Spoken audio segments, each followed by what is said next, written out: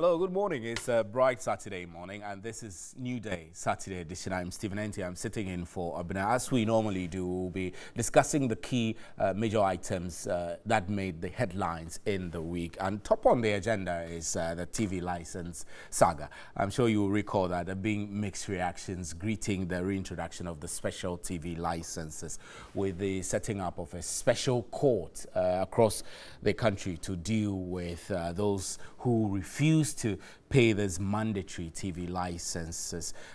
Some have argued that the state broadcaster, the Ghana Broadcasting Corporation, GBC, does not deserve the money. GBC officially relaunched the TV license collection in 2015, following years of non-payment. Now, after 2 years, there's still non-payment, and the Chief Justice introduced 11 special courts across the country to prosecute those who refuse to pay. This has ignited some public outrage, with a cross-section of the public doubting that the money will be appropriately utilized. We'll be discussing all the pros and cons of this decision, and as you will also recall that there have been a lot of resistance, some publicly, of people who claim that they do not and will not pay. Now, also this week, the president assented to 5 bills. Now, these 5 bills included a special prosecutors bill. The president was confident that the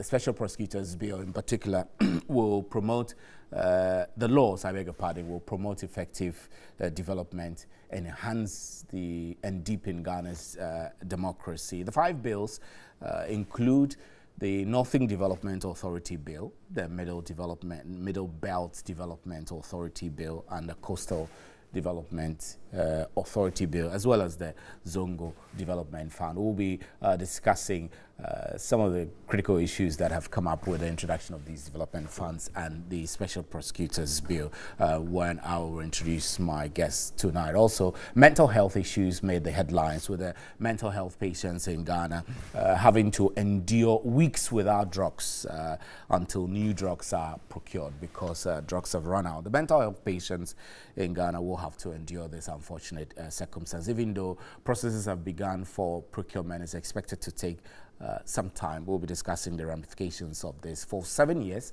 psychiatric hospitals across the country have been operating without procured medicines.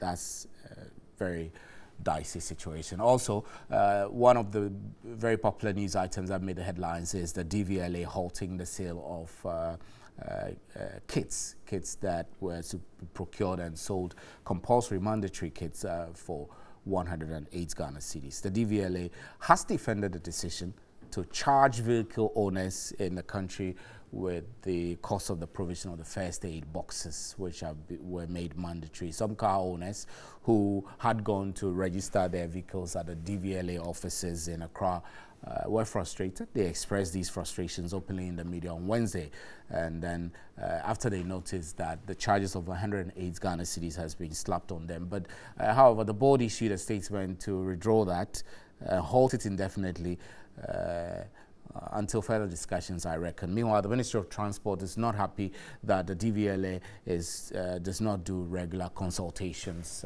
with the outfit in order to streamline some of these things. We'll be tossing these issues back and forth for today with my guests. And also, the Ghana Water Company announced a shutdown of the Teshi desalination plants because it was costing up to about 6 million Ghana cedis a month for maintenance. There have been those who argue that the shutdown of the desalination plant will cause water challenges to the Teshi Nungwa and environs. But the Ghana Water Company has said that it will provide alternatives. But key issue is whether we needed to spend that much to get this form of alternative water source for the people of Teshi Nungwa, who have been without water for a long time. And we must bear in mind that the desalination is an expensive process, and this was done by a private engineering firm on the basis of which government is paying for. In a statement signed by the head of communications,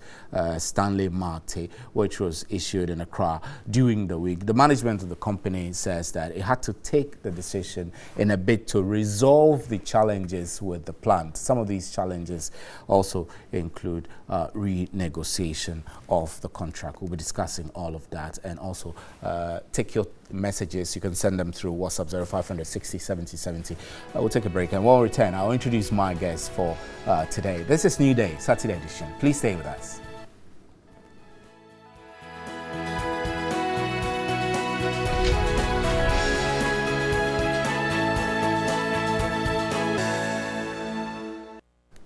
Hello, welcome back to New Day, Saturday edition. I'm Stephen Enti, and I'm sitting in for Abna, your regular host. This morning we have some guests in our studio, and I'll take time to introduce them. To my very extreme left, I have Honorable Muta Wakilo Adam, who is MP for Damango, and then I have next to him Bobby Bunsen, who is a legal practitioner. Later on, we'll be expecting a member of the MPP communications team to join us for the discussion. And then right to my immediate right, we have Dr. Ahmed Jinapo. He's a senior lecturer at University of Education, Winneba. Gentlemen, welcome to New Day Saturday edition. Let me start with you, Mr. Bunsen, because you are the lawyer. We're discussing the TV license, mandatory TV license. What really does the law say? Must we pay to GBC? Because I think that has been the contention of many people who feel that GBC as a state broadcaster does not deserve the money. What exactly does the law say, and at what point is an individual said to have committed a crime by not paying? Interpreting laws purposively, you cannot do that without looking at the circumstances or the context within which it was passed. And this is a 1966 law. Obviously, GBC was the only television station or radio station in Ghana. And so, unfortunately, the legislators at that time may not have had the foresight that we would get to a situation where, you know, there will be private media in the system.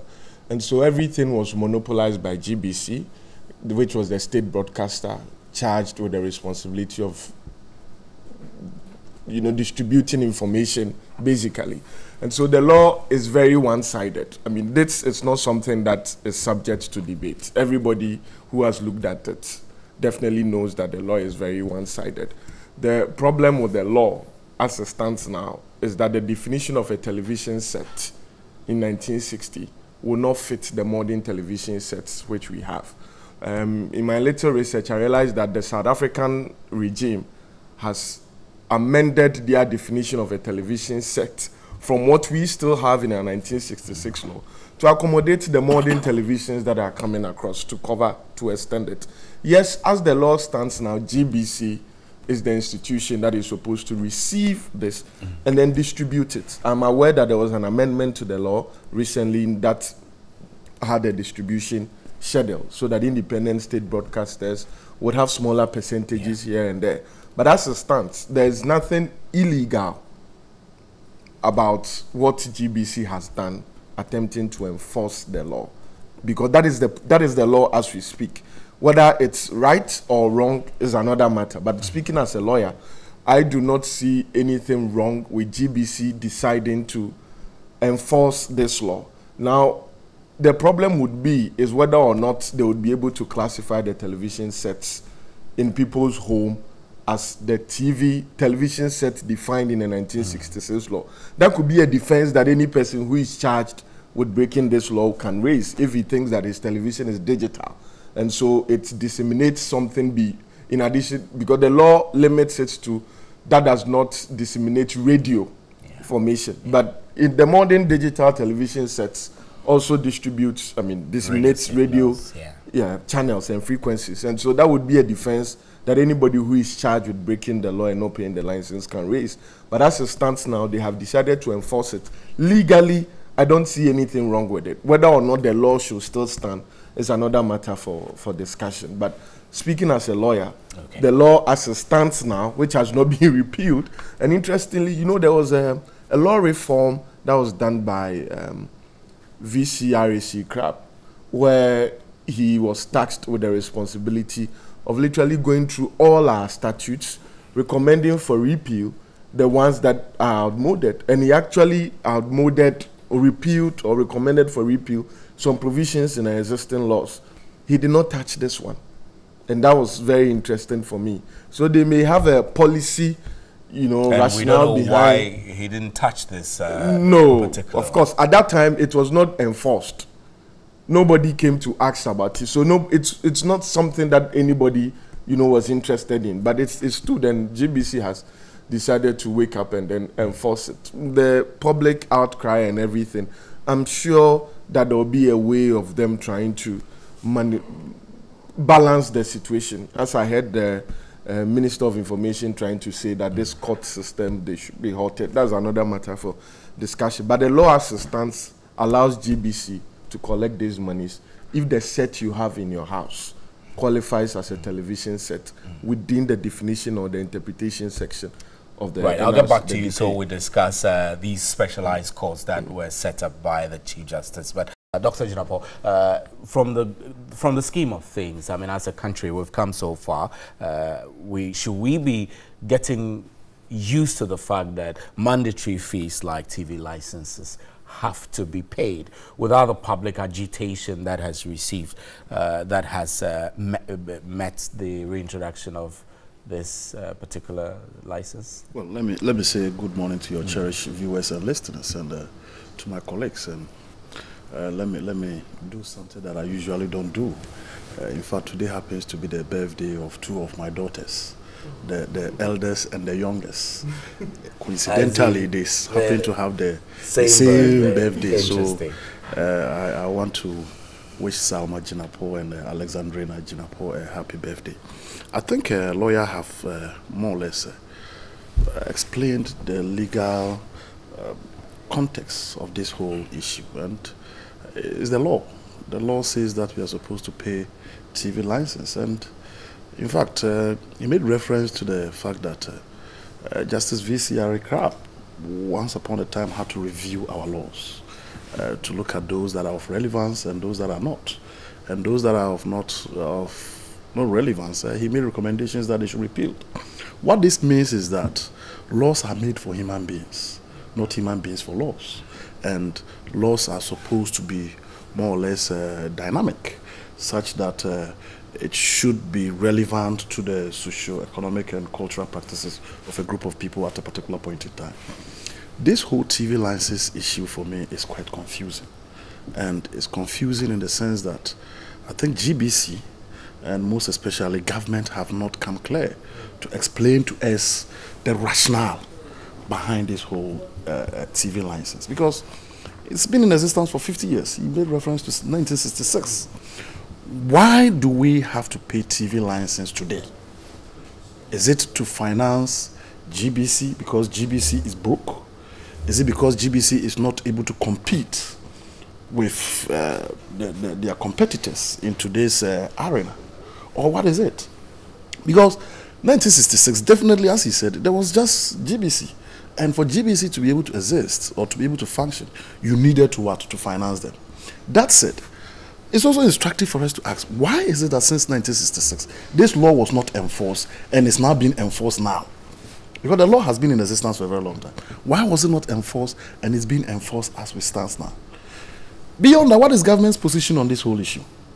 We need to know. The MPP has to tell us. The Minister of Information has to tell us that, look, we support this this whole thing that is being done. Because, like it or hate it, it has political ramification. I heard the youth organizer for MPP make reference to the fact that, look, these things are bad for the image of their political party. And he even gave alternative means of raising money. He made the analogy where we have property taxes that are not being paid, and we are going after what?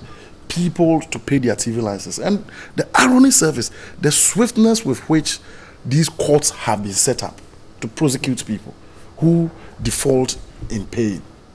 So I think it's quite an interesting thing that is being done. It's interesting to know that this whole thing started somewhere in 2015.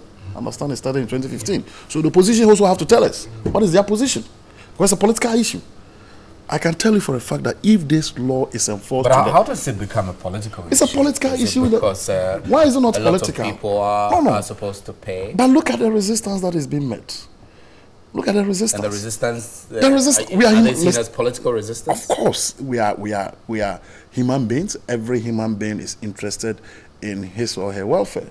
Such that if you come out with a law of this sort, where people are asked... It's not just about the money, but the money is also another issue. You are asking somebody to pay 30 Ghana. Or 60 Ghana. 60 Ghana at a place in Fufunso. Do you understand? I mean, it's quite an amount of money. And people think that it is not fair. That is the whole issue. People think it is not fair for them to be charged. I don't remember the last time that I watched GTV. I must be honest with you. There are so many TV channels, about 50 to 60 of them currently. There can be other alternative means of raising money if it is very necessary. Can't you more or less pass it through the decoders that people are using? I mean, if the TV stations, for instance, TV3 is supposed to be charged a certain amount of, it can be passed on to advertisers, people who advertise on your program, instead of people paying directly. So I think government. So you get the impression that the TV license regime is outmoded and must be I think it's of that there should be no TV license payment at all. I think it's outlived its relevance, and I'm very interested in knowing government's position, the sitting government's position on this issue. Do they support it? Because GBC is a government entity. And the responsibility lies on government to be able to finance it and to see to it that it is sustainable.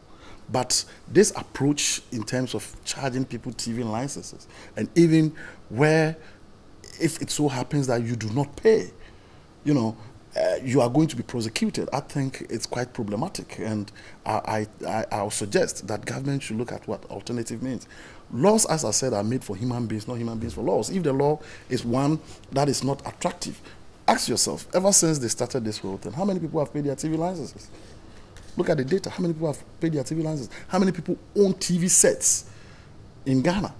If you look at the number of TV sets in Ghana vis-a-vis how many people have paid, I can tell you for a fact that, look, people are not enthused about it. And I've heard organizations and groupings who are even affiliated or sympathetic to the NPP who are saying that, look, we are going to boycott it. I can mention Occupy Ghana. I can mention AFAC.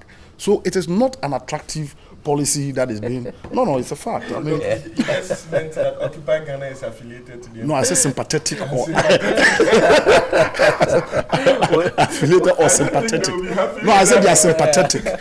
They are sympathetic to the MP. So I think government will have to take a look at it. Right. If it becomes necessary for this law to be looked at and if possible to be reviewed, I think it will be in the right direction, because it's definitely going to be resisted. And you can't force people. When you pass a law and the law is a lawyer, if the people say, look, we are not going to obey the law, then it's good as it not been there at all. Yeah. I mean, law must be accepted and respected by the people. And you think this should have, the people are not accepting this because there was not enough consultation? Not necessarily. It was, and that is why I started by indicating that GBC and the Information Ministry especially have not done a good job in communicating to the public the rationale behind this particular law relative to our current dispensation. It was a law, all that I've heard is that, and the lawyer made reference to it. That is the law, that's what it is. It's a law that was passed not in 2015. It's a law that was passed in 1966. 1966. So since 1966 till date, the law had not been enforced. Why? Why was it not enforced? And if it is enforced now, what is necessitating its enforcement as it stands now? Is it because GTV or GBC is broke or it needs money? Do you get my point? Yes. And is that the best way to raise money, especially if you look at the resistance that this law is being characterized? Dr. Jinapo, let's get back to Honorable Mutawakilu. Dr. Jinapo says this is a political issue. You don't think that it is, or you think that it is? Yeah, it depends on how it is being approached. Good morning to our cherished viewers, but before I could start, I want to take this opportunity to extend my condolences to the family of Alhaji Bature, who passed on yesterday and will be buried today. From here, I'll be moving to the family house to be part of the bereave, so that this afternoon I head by between 12 noon and then 1 p.m. he will be buried. May his soul rest in perfect peace. Yeah, thank you very much. This depends on how the approach looks like. You know, TV lines, they have somewhere 2006. They've been this campaign going on, but it comes off, then goes off for some number of years, then they come back again, and then goes off. This is a law that had been passed, and once a law is passed, there are due processes to implement it. Implementing it, and we're no business saying we won't pay. Because it's a law, we can't say we won't pay. I'm coming. Implementing it is another thing. When it is there, is one. Implementing it is another. And generally, when people are paying from their pockets, if it is through purchase of goods and services, normally we don't feel it. But where they have to come to your house, you dip your hand in your pocket, and you have to pay. That is where the challenge is. And that's why even property tax is of a challenge. Now, a law when passed, also the people change over a period because of development. And as a result, the laws need to be looked at. And when looked at, it will either result to an amendment, a repeal, like the PNDC law 84 that was passed in the early 80s, when it became irrelevant because of the emerging development in the oil and gas industry. We have to just repeal it by now having the EMP law 919, because with time, it becomes irrelevant and difficult to implement. And that is what this law So this is one of them. This is one of the laws that have become irrelevant. But let's look at it from the sum, the money that people are supposed to pay. Or you were adding I was adding something. Okay. As a government, you need to discuss and look at, because whatever is collected forms part of what you account in the year budget and what the government will allocate to GBC. So if the government decide that, okay, it is difficult to pay, let's cancel it, then it must make enough provision in the budget for funding the state broadcaster. Of the state broadcaster. So it's a way the government has to look at it. Because apart from maybe the goods and services and investment, government is not making provision in the budget. It makes provision for personal emolument, that is wages and salaries, thinking that GBC should be able to raise internally generated funds to be able to take care of this. And TV licenses form part of it. And therefore, if government decide that, okay, no more TV licenses, that means this component of your internally generated funds will be off your books. It means that government must come in to make provision for GBC.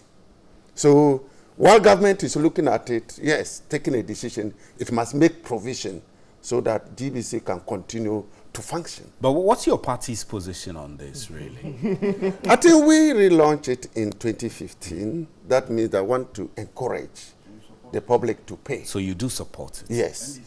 One, the fact is that if we say, let's cancel it, definitely the taxpayers' money will be used again to finance. That's why I say government must make provision.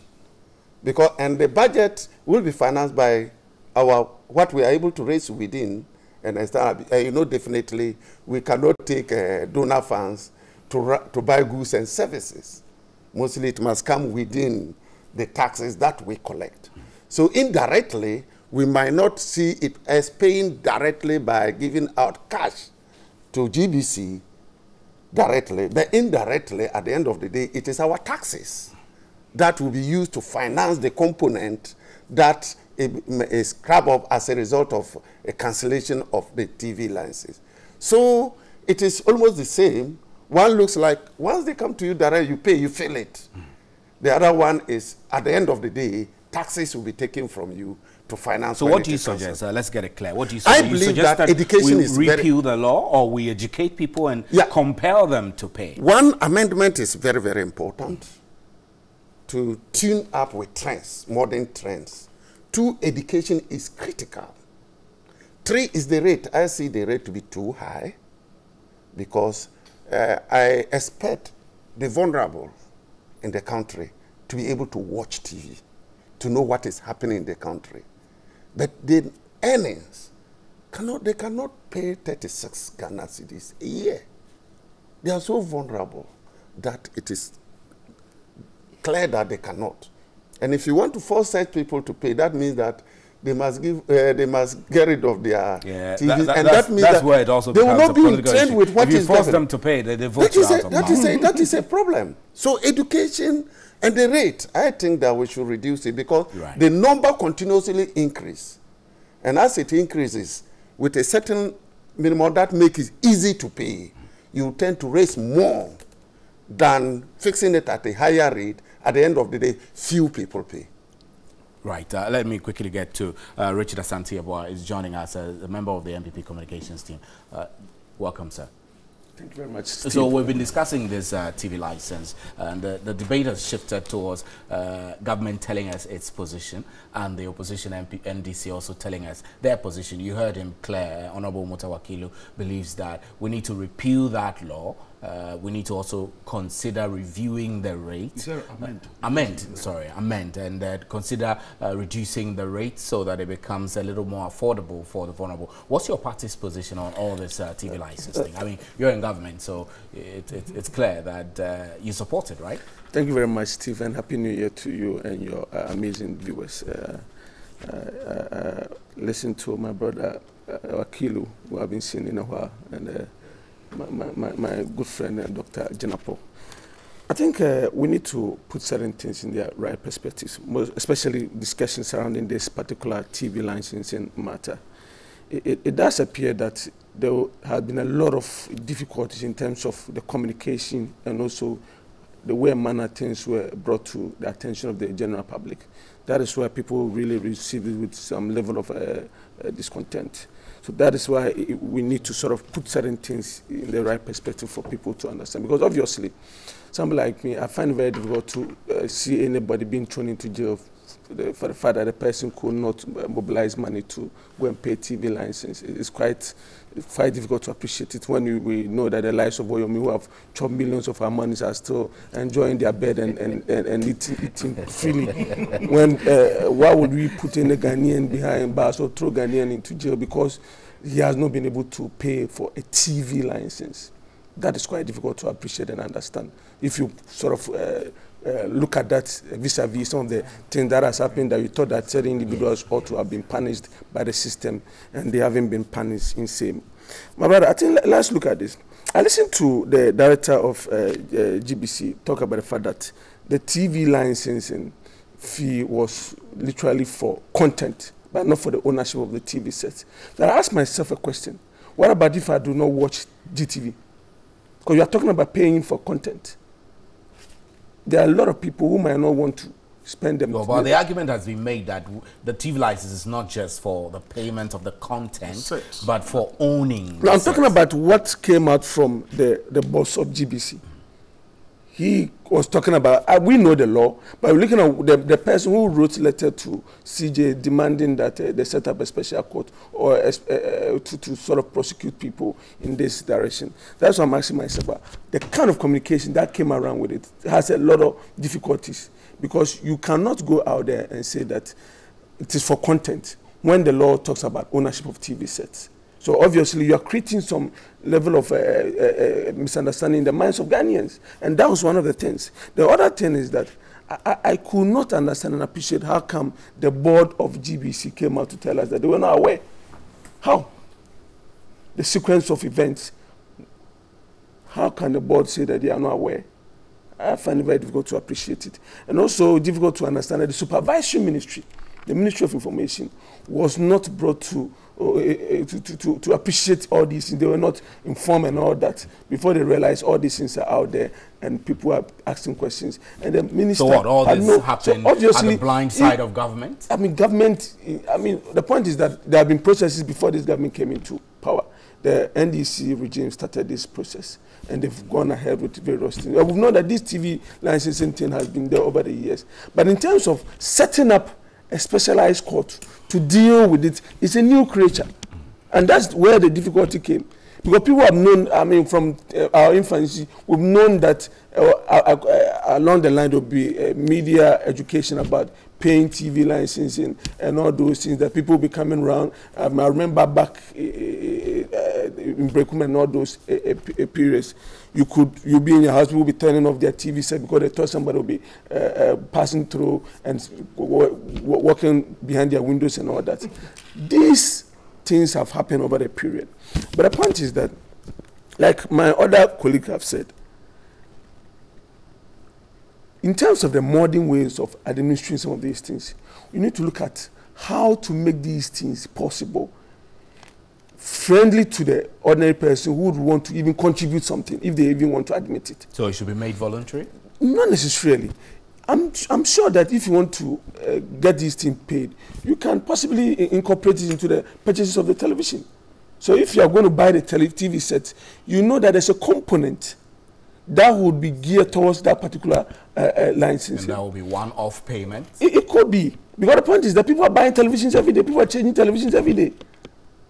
You see, it is better than to throw it out there and demand that people queue and come and pay. And you know that you can't get the people to come and pay anyway. How do you know people own television in their house? Are you going to go to their rooms? I mean, it's so difficult to even work around it and get the money paid. Right. So, but if you have people buying, if you are buying the television, we have a component going into this particular licensing. It helps. Then you're able to easily determine how much television sets that were sold. Because indeed, at the harbor, we know the number of television sets that have been brought into the country. We don't manufacture some in this country anyway. So at the harbor, all these things are incorporated. Then you know that before they even got to the final consumer, in terms of the pricing, all these things have been factored in. But it doesn't make sense to sit up and throw Ghanaians into jail for not paying TV licenses. Right. Whilst Oyemi is busily enjoying. Well, let's get the legal dimension. Honorable Mutawaki, you want to respond directly to that? Okay. So let's take your reaction. Yeah. And then, in my colleague's contribution, he made mention of the Minister of Information not aware of the setting up of the special court. I think we must take responsibility for whatever happens. Whether they are aware or not. Not necessarily being aware. Somebody is appointed to be in charge by the president. Ultimate responsibility is very important. So if he's not aware, so you don't now come. You don't come and say, "Oh, we are not aware." Meanwhile, you leave it to go on. You must come out. If you are not aware and you don't support it, issue a statement that stop that, cancel it, and we go back to the normal thing. You don't come and tell us, "Oh, you are not aware." Then okay. But meanwhile, they are still in existence. Steve, let me make a simple point. You know, the current boss of GBC was appointed by the former administration. He's still in place, and there was a policy directive that he was following from them. When this administration came, nothing has happened in terms of movement and anything. But if I tell you that the supervisory minister or the ministry is not aware of this letter to the CJ demanding that a special court be set, are you saying that because the minister is not aware, he should literally take that blame? The man has not been told. You don't get what I'm talking about. You don't get me exactly. We'll move on. Who set up the court? Who is in charge of the court? Well, I think a couple of things. Number one, it's important for Ghanaians to understand that most of us who are against it, it's not by virtue of the amount, but the principle. Some of us think that it's a rip-off. It's a rip-off in the sense that even if the amount is 5 cedis, there needs to be justification why I should pay 5 cedis to a TV station which is owned by the state. Of course, the state has a responsibility to make sure that these organizations function, but that is why I pay taxes. So if you are telling me I should pay 30 Ghana for owning a TV set called something TV license, you have to come and tell me why. What is the justification? Because if we are not careful, next time we are going to pay police tax. We are going to pay radio license. Because some of these things start the same way. If you remember, we were supposed to pay road toll, a towing truck, and we resisted it. Just recently, we are talking about, is it medical kit? So some of, so I think it is our responsibility as a nation to ask the people who are asking us to pay money, what is the justification? We need to know. And if it so happened that people are more or less put in jail because they do not pay their TV licenses and government does nothing about it, then I think it calls for a boycott of GTV, just to show our protest that, look, we are not happy about it. That's it. There's this political. I'm not sure this government will sit down and allow that. But we haven't had. Let me. We haven't had. No. But so if you don't pay, what happens? There needs to be a. You have a listing government. The law says you need to. You go to jail. And finally, let me finish. We have a listing government and a listing president. That's all the things that comes up and Ghanaian race issue with it. Immediately you look at it. You know what? Let's share this. But this is not government.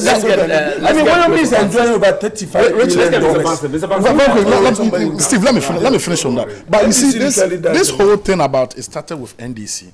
There were proposals and projects that were started by NDC, and they were what? They were abandoned by MPP. So MPP and the Nanado administration have to tell us their position. The NDC says that, look, this is their position because you need to be generating revenue. I find it quite worrying because since 1966, how were you generating revenue? I reckon that Mr. Asante's position reflects that of the party. But Mr. Bansing, I'll give you a minute, very quickly, so that a minute or two, we have to take a break, but so that we get to the legal justification of how the special courts were set up and all of that. The setting up of the courts. And that is where the MPP's position would be very important. You see, the Chief Justice has not set up a court. The Chief Justice has only designated courts to sit on these cases. And it is perfectly... That's an important clarification. Yes, she has not set up new courts, invested with... No, she's only designated courts which are already in existence. And said, on Thursdays, you are going to do TV license cases. We have courts already in existence that do road traffic offenses, domestic violence. So she has not set up new courts. Now, the interesting point is that, you see, before somebody is prosecuted for a crime, it is the Attorney General alone who has the legal responsibility to do that. The law, the Criminal Procedure Code, allows the Attorney General to delegate some of these responsibilities to specialized offenses.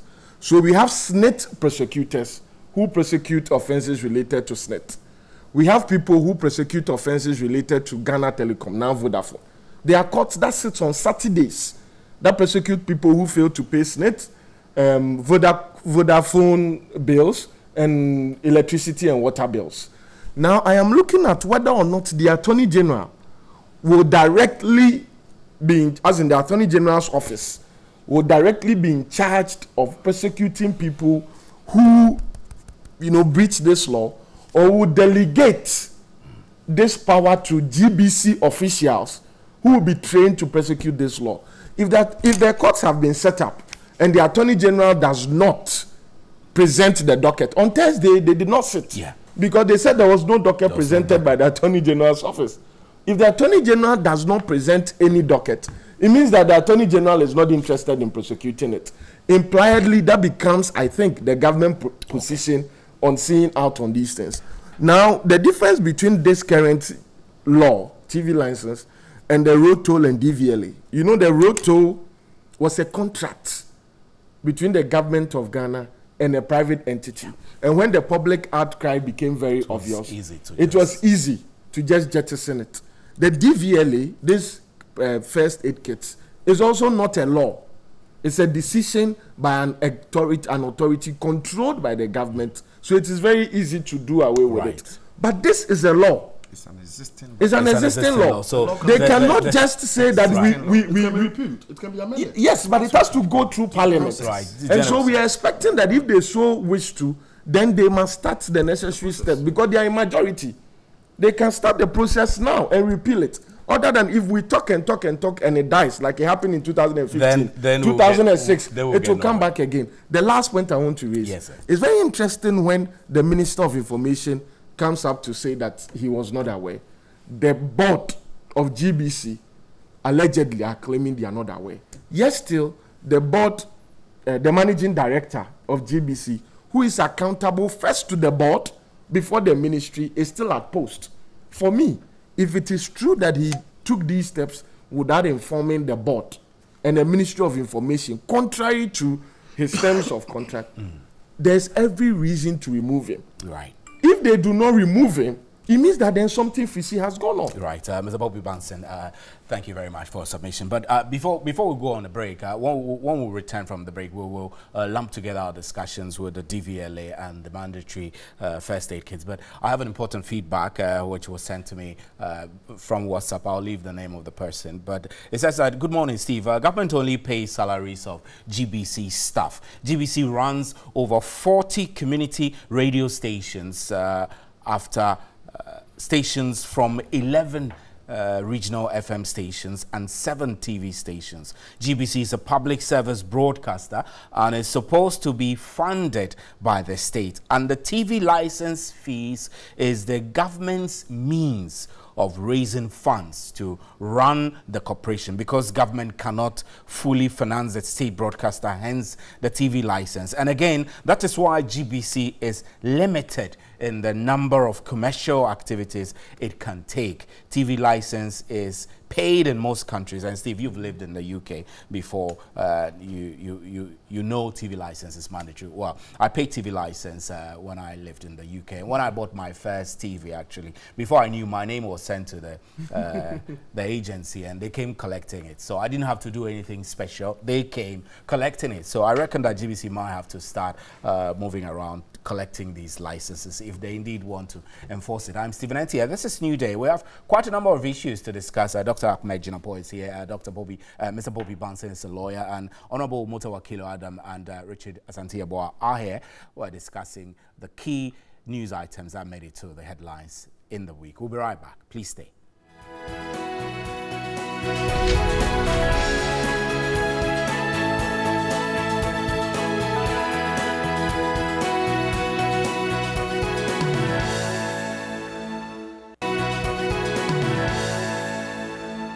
Back to New Day Saturday edition. Now, the Driver and Vehicle Licensing Authority, DVLA, is defending its decision to charge vehicle owners in the country for the provision of first aid boxes. Some car owners who had gone to register their vehicles on Wednesday at the DVLA's offices in Accra were frustrated, and they expressed this frustration after they noticed that they had been charged about 108 Ghana cedis for first aid boxes. However, the board of the Driver and Vehicle Licensing Authority, DVLA, has halted indefinitely the implementation of the mandatory first aid kits. Meanwhile, the Ministry of Transport is not happy over what it calls lack of consultation on the part of the DVLA. So critically, the issue that is coming up again now, Mr. Banson, is the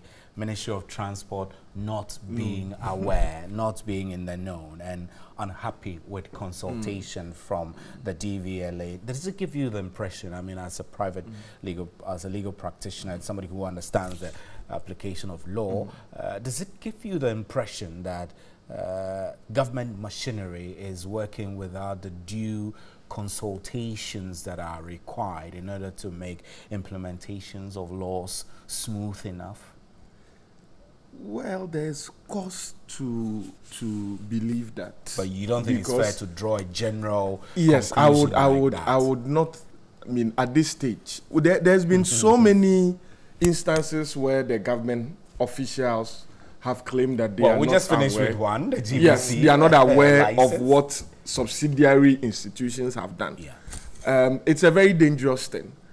The reason why I do not want to believe that is exactly the position, Steve, is that after the I believe it's an issue of let's test the waters and see. That is how I see it, to be very frank. Because I have not seen any government official who has taken a step purportedly without the knowledge of the superiors being punished. Except when it came to the GES free senior high school, when the teachers or the headmaster spoke. And then the head said they were not aware, so they should go on suspension. All political appointees so far that have taken steps that the Ministry of Information or whatever supervisory ministry have come out to say we are not aware, they are still at post. And so it's like, okay, if you were not aware, why have you not sanctioned the person? Have you refused to sanction the person because you are aware, but for political expediency, you are denying it to dissociate yourself from it and then hang the person and then go back and say, oh, you know politics, so let's keep quiet. That is my worry. I do not think they are not aware, honestly. I would only believe they are not aware if the people who took these steps are punished. Because if this, you see, the problem with this thing, with the Ministry of Transport saying they are not aware, these, I have one, the medical aid, they are branded DVLA. Yeah. The purchases, everything would have to go through procurement. Everything about that whole small box would have to go through procurement. It did. You know, did you say it did? How much did it? No, I don't know. We don't know that. I thought you said it did. So no, wait. So the big issue is that if they have sold this, and I paid 108, and it has not gone through procurement because it is a public thing, there is a serious breach of the law. Unless they are saying this is something that must not go through procurement, but it must. It must be or everything about the procurement. And so if it Act, goes through procurement, then if it had gone, cannot deny suggesting that they are not aware. And we have a ministry in charge of government procurement at the presidency, a whole ministry set up for that. If they say they are not aware, the man should be tried. This is one instance where the special prosecutor should come in. Yeah. It's a serious matter. It is not the mere fact that we are not aware, halt it. Because people's money have been paid. Yesterday, I heard trotro and taxi drivers say they went there to collect their money because the minister said, go for your money. And they were told that the monies have gone to the bank. There is no way they can get it. They were told. It means over how many people, 10,000 people, assuming, have been ripped off 108 cedis times 10,000 for free. This is the minimum.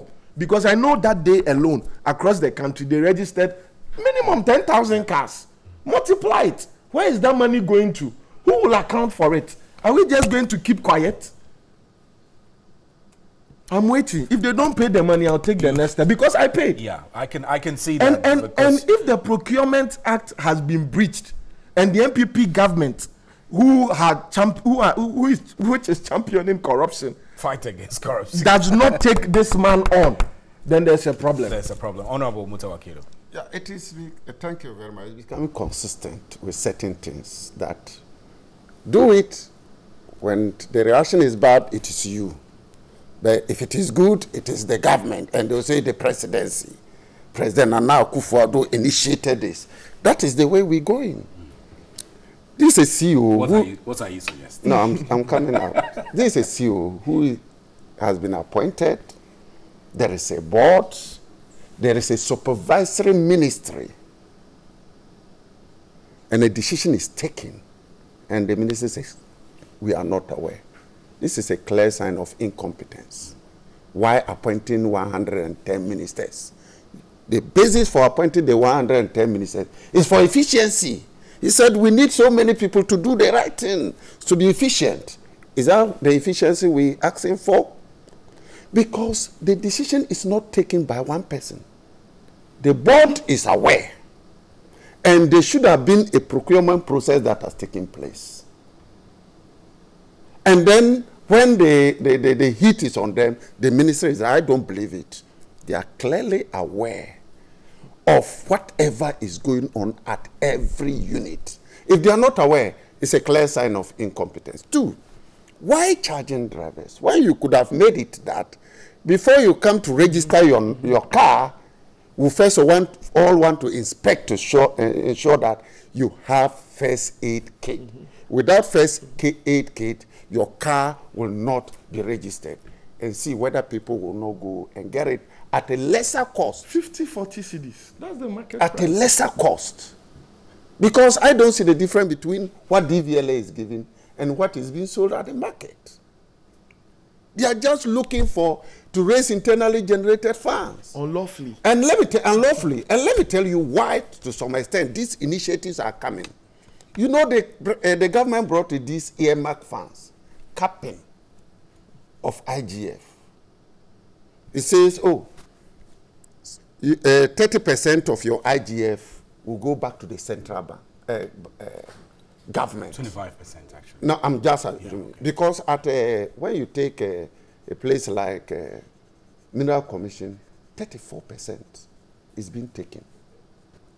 So therefore, the little that you have, that they were managing with under NDC, is now being capped.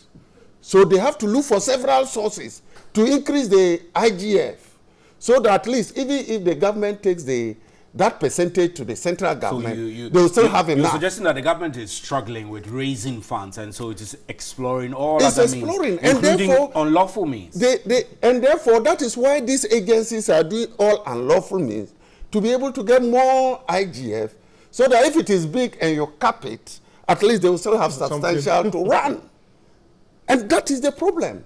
Every institution, IGF, most of them, let me say about 90% of the agencies, their internal generated funds are being capped. That is making them difficult to be able to finance their activities. And therefore, they will resort to any other means. And that is why they've gone to this extent, and government will approve it, probably inform the ministry. The ministry say, okay, they would have gone through procurement process to buy those items. And when there is a backlash, government says, oh, okay, we are not aware. I want to urge government to remove that earmarking act. Capping.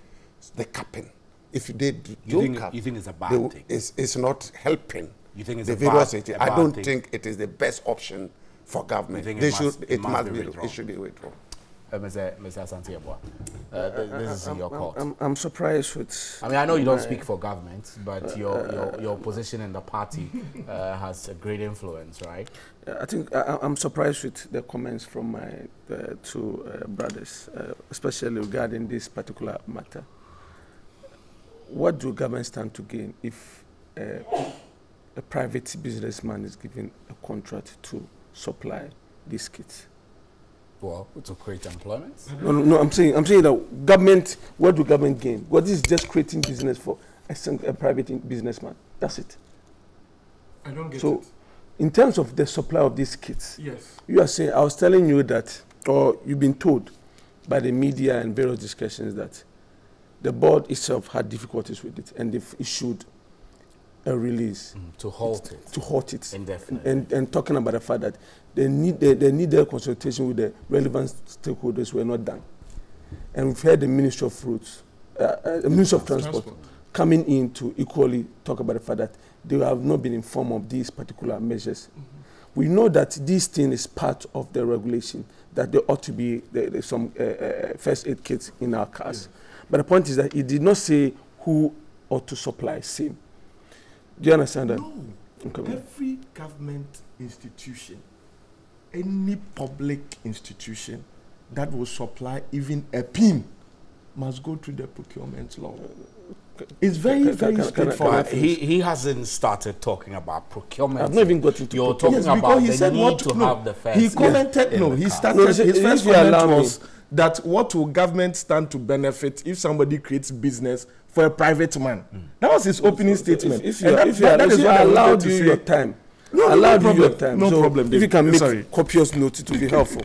So my point is that, and like the question that he put across, though he did not allow me to go through the full length of my submission to sort of give people the needed information regarding how these processes takes place. And what we've been told by the Ministry of Rules, that you know what, they are quite unhappy with the whole situation, that they can't be there and they are not aware of some of these things, and it happens. We know that in the governance processes, people ought to sort of take or even inform the supervisory ministries or those at the high authority. But does it always happen? There have been instances in our governance structures that things have happened, and even president came in and realized, these things, even I gave this directive and the same was not followed. We know the Wyoming incident, that President Mills said, you know what, I asked that this payment ought to be stopped. When even a court has also gone ahead to say, you know what, stay payment of this, don't go ahead and make this payment. But yet people flouted it and made payment. Doesn't mean that you need to hang the president or the leader or the minister when the person clearly said, you know what, this is what happened. Are you saying that, for instance, this bus branding with Jifativo, did President Mahama sanction it? Can you say because it happened and the ministry and he said, you know what, I wasn't aware, it came to my knowledge, I asked for investigation to be done in terms of this particular thing. And because of that, you are not ready to accept that somebody will say, I'm not aware something happened. How? I find it very difficult to understand and appreciate that. It is a known fact that this process started. The same day that people got to the ministry and the government got to know of it, they started asking questions. How come the minister, you are not aware of this? And they said, no, even I got in touch with the board. The board said they are not really aware of this. So halt it. Make sure that people who are paid monies get their refunds. And all these things were captured in the letter, the release from the board of the DVLA. So I'm saying that whatever it is that has happened, whatever difficulties that have been created as a result of the desire by the DVLA to sell out these things, because for me, I have difficulties with it in terms of even the pricing, the mode with which it was done. It does appear that people were literally compelled to do it. So as a government and as a people, what the point is that it is not only you or NDC people or CP people who will be going to register their cars. We all own cars. We will pay. So whatever happens, it affects us.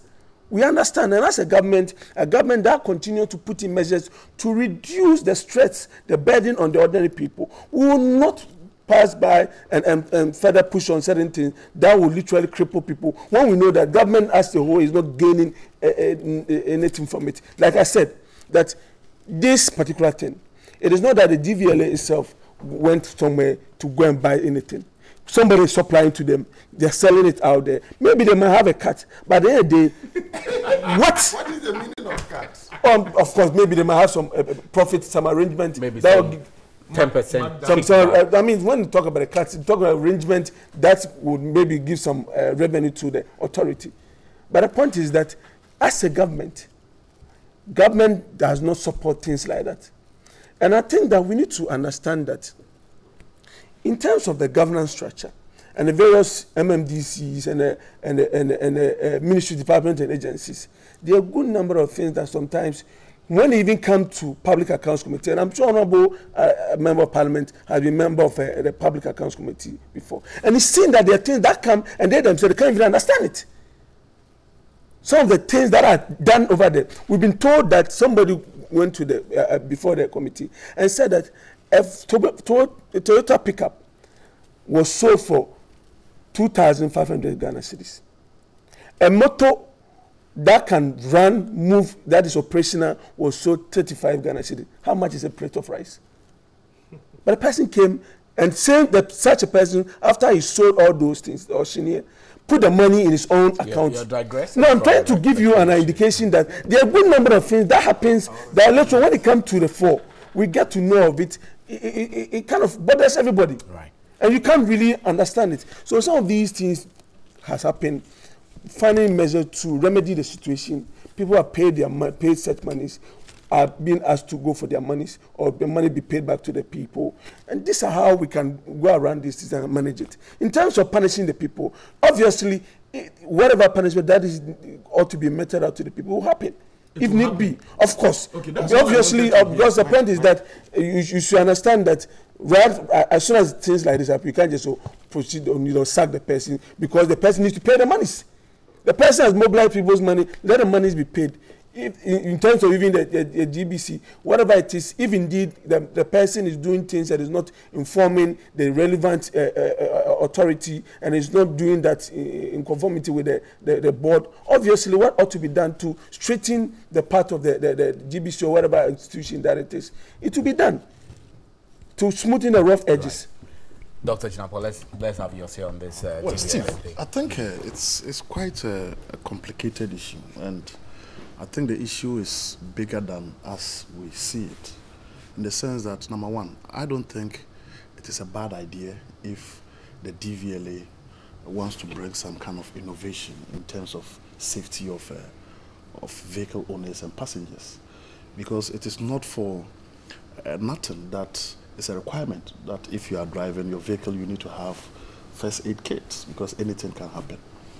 And if you remember, Steve, at a point in time, we used to have this triangle road when your car breaks down.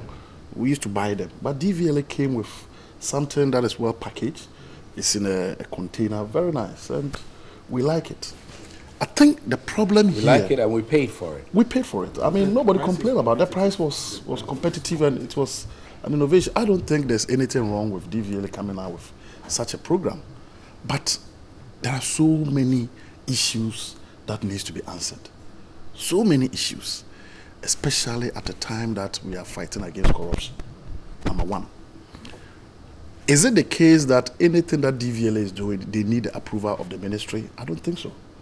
Because that is why DVLA has a board that is supposed to manage its affairs. So if a decision of this sort is being taken, like it or hate it, it must go to the board for approval. Because the amount of money involved in this particular thing is a huge amount of money. So if the ministry happens not to be in the know, I don't have a problem. But so the reason why the ministry will be in the know if I had gone to the board is that at every stage there will be either a deputy minister or a minister. No. It's not. It's not always. You don't. No, it's not. You don't always have a person from the ministry on the board. It's not the case. No. You have government. You have presidential nominees. But they don't even necessarily answer to the board. No. They don't come from the ministry. We have a board which is supposed to manage the department or authority, and DVLA has a board. So if it didn't go to the ministry, I don't have a problem with that. But of course, the buck stops with what? The minister. If there's a problem, the minister will be held what? Responsible. That is why normally the board must act in the interest of what? The ministry and what? Government. So I don't know whether this went to the board, but if it didn't go to the board, then it's a very serious issue. The board was aware. The board was aware. Yeah, if the board was aware, that's fine. There's nothing wrong with that. But for the ministry, and it goes back to my second issue, for the ministry to immediately say that this should be stopped, and it was stopped, I find it quite problematic. Why did the ministry say it should be stopped? When the thing has gone through the right procedure, it's gone through procurement, if it is. I don't know whether it is. Let me finish. I'm aware of the ministry instructing that it was the board which announced that. I'm coming. Let me finish. I'm coming. And they said there hadn't been enough consultation. My brother, wait. You wanted to hear the board say they were not informed. Listen, the board approved it in the first place. No. Was it not? Then if the board didn't approve, that is an illegal thing. The board must approve. That's a fact. They did not. Then it even becomes more problematic. If the board didn't approve it, if the board did approve it, there's nothing wrong with it. You understand? And under normal circumstances, the board must approve a contract of this sort. If the board didn't approve, then it's marks of corruption. It becomes more problematic. Problematic. And beyond that, let's even fast track it. Now, there is supposed to be a contract between DVLA and the company that supplies them these kits. Because I know DVLA doesn't manufacture kits. So if there's a contract, and the contract for now is abrogated, what happens? Do you understand what I'm saying? They've ordered for the materials. The materials are lying down there. Now they say they should stop. What happens? Are you going to pay the company that supplied them? Judgment debt. Do you understand? That's judgment. We are not even aware of that. Richard, come on, let me make my submission. We are looking at, it's all based on hypothesis. Because these materials cannot, definitely every year, DVLA has an estimate of how many vehicles they are going to register.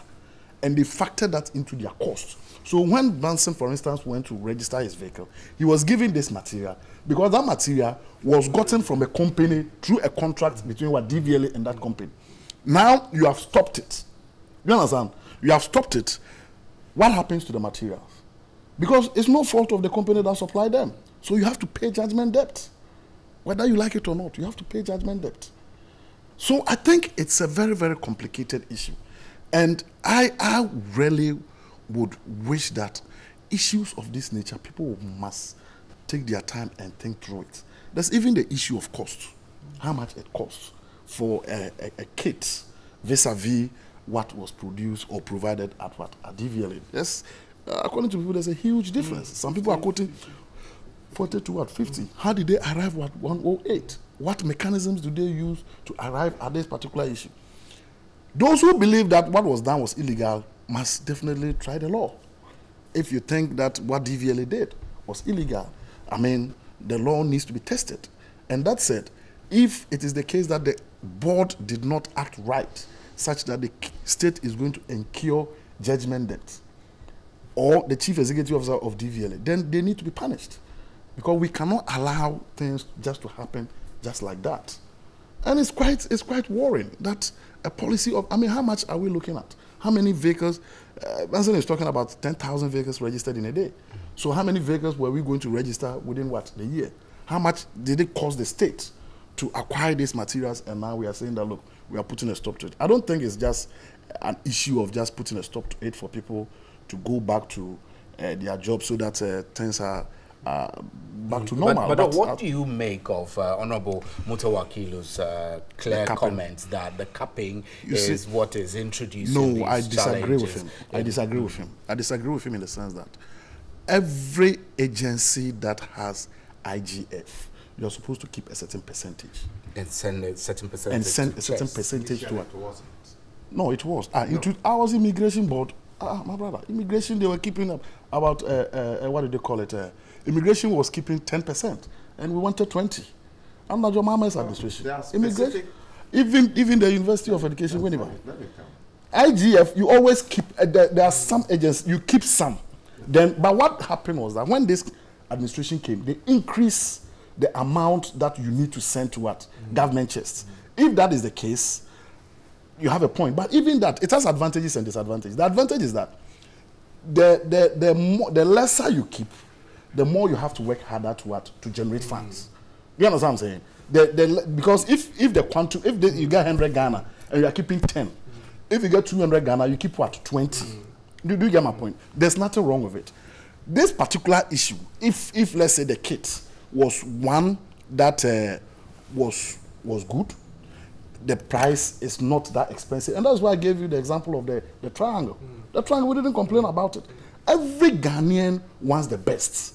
But when you have a situation of this sort, whereby the amount was so, I mean, 40 to 108, definitely people will complain about it. Do you get my point? So as for the capping, yes, I mean, and even beyond that, when money goes to the central government, it's not like the central government keeps the money. They use the money to develop roads.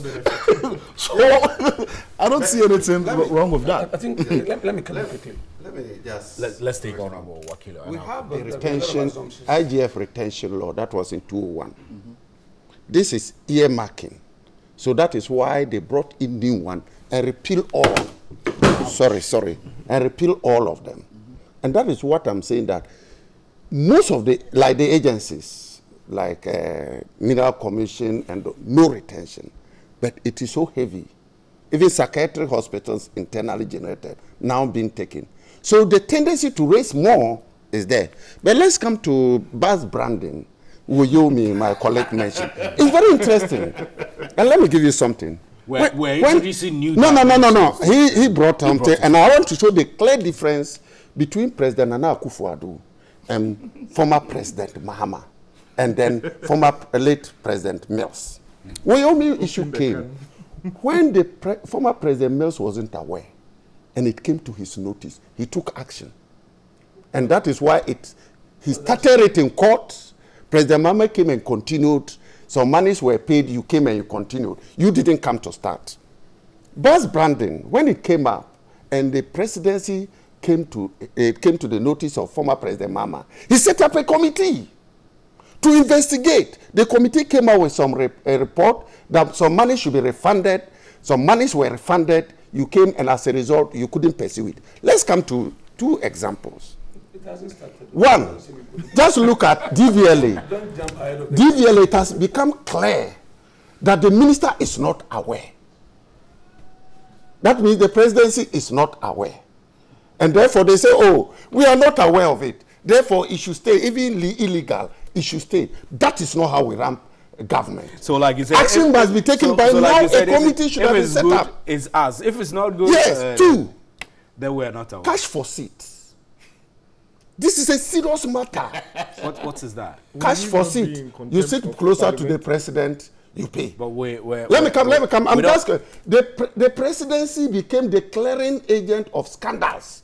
It has to take the parliament to set up a I'm just showing the level of governance. The level of governance. We're moving the when we are taking action, to another level. The president takes action. They sit down when they claim that, oh, it's okay. So, it is not by us. I don't want us to degenerate into political. And I have to respond. You see, when I spoke about the fact that the board of DVLA was not aware, and also talk about the fact that there's a rep of Ministry of Transport on the board. And my brother said that it's not true. I didn't understand. Because I know the person, Orange Kumi. He works at the... it's by coincidence. I'm saying that, and that we're talking about a specific instance. And I mentioned that there's a rep of the ministry on the board. Sure. They understand that. And the board is not, according to the board, they were not aware. And the next thing is that there have been a lot of there have been a lot of issues that my brother put across that seem to suggest that there's going to be judgment debt and all that. You can't necessarily arrive at that because a process has been asked to be halted. One, it is even possible that the DVLA has not taken money from their coffers to procure these things. It is possible that it's just mere arrangement between a private vendor or a supplier that we need this, bring it. When we supply, if they pay the money, we give your part to you, we keep a percentage. So that will not even bring in any form of what they call judgment debt or whatever it is. Right. So at the end of the day, let's wait for all the full details. But I don't want us to presume and make certain assumptions that seem to suggest that somebody has caused judgment debt and some monies have been lost here and there. Right. The most important thing is that as a government, anything that we find inconsistent with the administration and what we stand for, the government will put a halt to it. Because the ultimate responsibility is with the government. The government at the end, they ought to answer to the Ghanaian populace. So the government will not sit down and allow anybody to go out there to do things that is not in line with the aspiration and the dream of the president and the government. Right. We must put it out clear that the board statement didn't expressly say they were not aware. I reckon that it's fair for us to acknowledge. But they did also say that they were aware. They said the consultations. The full statement. So I'd like to read portions of that statement so we get apprised by what is happening. The statement says that following the ongoing annual vehicle registration and licensing regime, the DVLA introduced a compulsory first aid kit as a prerequisite for the exercise. In view of this development, there have been a siege of public outcry and concerns about the related pricing attendant therewith. The governing board of the DVLA acknowledges that there has not been the necessary public education, discussion, and sensitization with relevant stakeholders.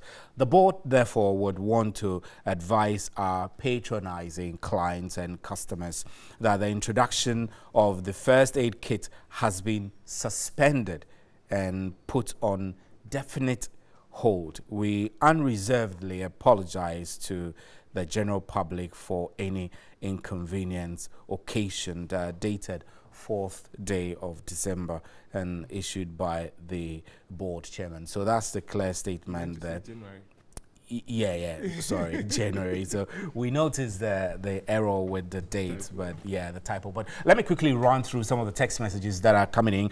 You can still send us more, 0560 70 70. For those of you who are listening to us on 3FM 92.7, thank you very much for leaving your dial there. So we have quite a number of them, so don't be discouraged if I don't read your text message, because a volume of them we're reading. So this one, the first message I have here is from Osman Bukuruzong in Tamale. Bukurizong. I hope I got your name correct. You say that this MPP government just knows how to talk, but that's all. MPP communicators should tell Dr. Bawumia to stop bragging. Why? Because now the foreign currencies are the major problem. Well, this is outside of the discussion, but thank you very much. You go on to say that they should stop bragging and fix the dollar and CD challenge. Thank you very much. Dr. Bawumia should take note. And this one is from Kwabi Kintampo.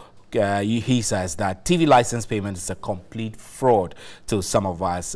What better things did they do except expect Ghanaians to pay for that? Sorry, let me take it again. What better things did they do and expect Ghanaians to pay for that? We'll rather go to jail than paying TV license. Kwabi Kintampo, they'll be coming after you pretty shortly. Good morning, Mr. Stephen, and to your guests and your guests. Please, concerning the TV license, if the government has decided to collect the fee from Ghanaians, then GBC and other TV stations should telecast good programs and stop the telenovelas.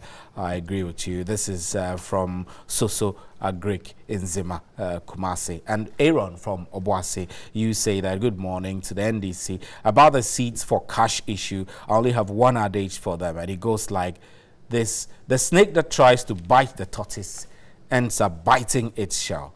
A word to a wise is enough. I don't understand it, but you could like to tell us what you mean. And unaware crassy. Okay, this is a new word.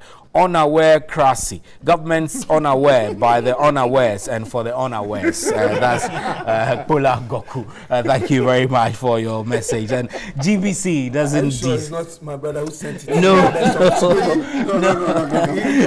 GBC doesn't deserve the TV license they're demanding. As of 7 a.m., they're still on air. They are still not on air. This is Emmanuel Aberinga. Thank you very much. And good morning to TV3 and your panelists, especially to the MPP reps.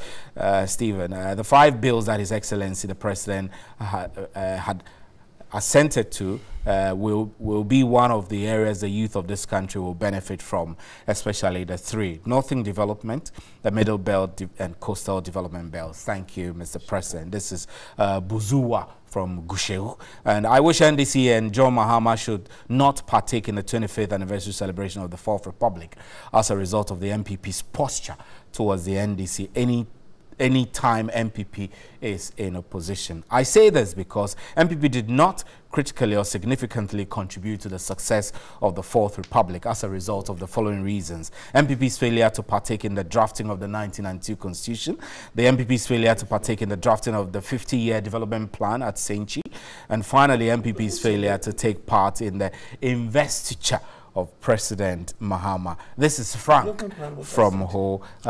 Quite a lot of your messages coming in, but we'll have to take a break. And my name is Stephen Enti. Thank you for staying with us. We have more discussions coming up. When we return, we will be discussing other key issues. The President assenting to 5 bills, including the Special Prosecutors Bill. We'll be discussing that. Please stay.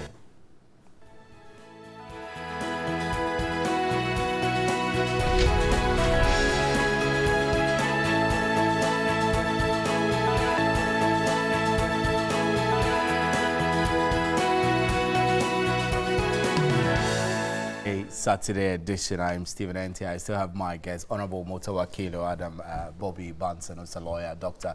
Ahmed Jinapo and Richard Asantis Yabua, who are joining us with the discussion. So let's move away from the DVLA discussion to something else. This week, President Akufo-Addo assented to 5 bills. This includes the Special Prosecutors Bill, the much talked about Special Prosecutors Bill.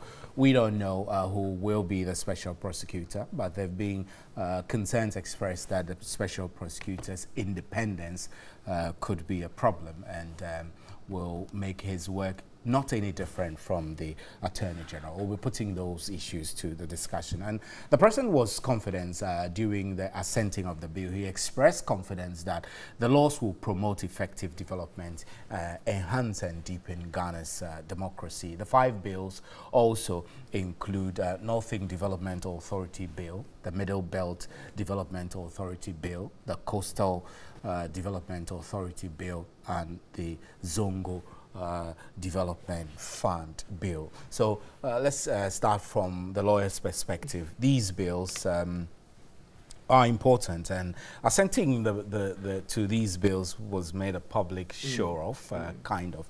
As the first of its kind, we've seen the president bring the media into signing it. It was like a PR event. You didn't see anything wrong? No, of course I didn't see anything wrong. For me, these 5 bills were some of the fundamental promises the MPP made. And so they should be seen to be fulfilling their promises.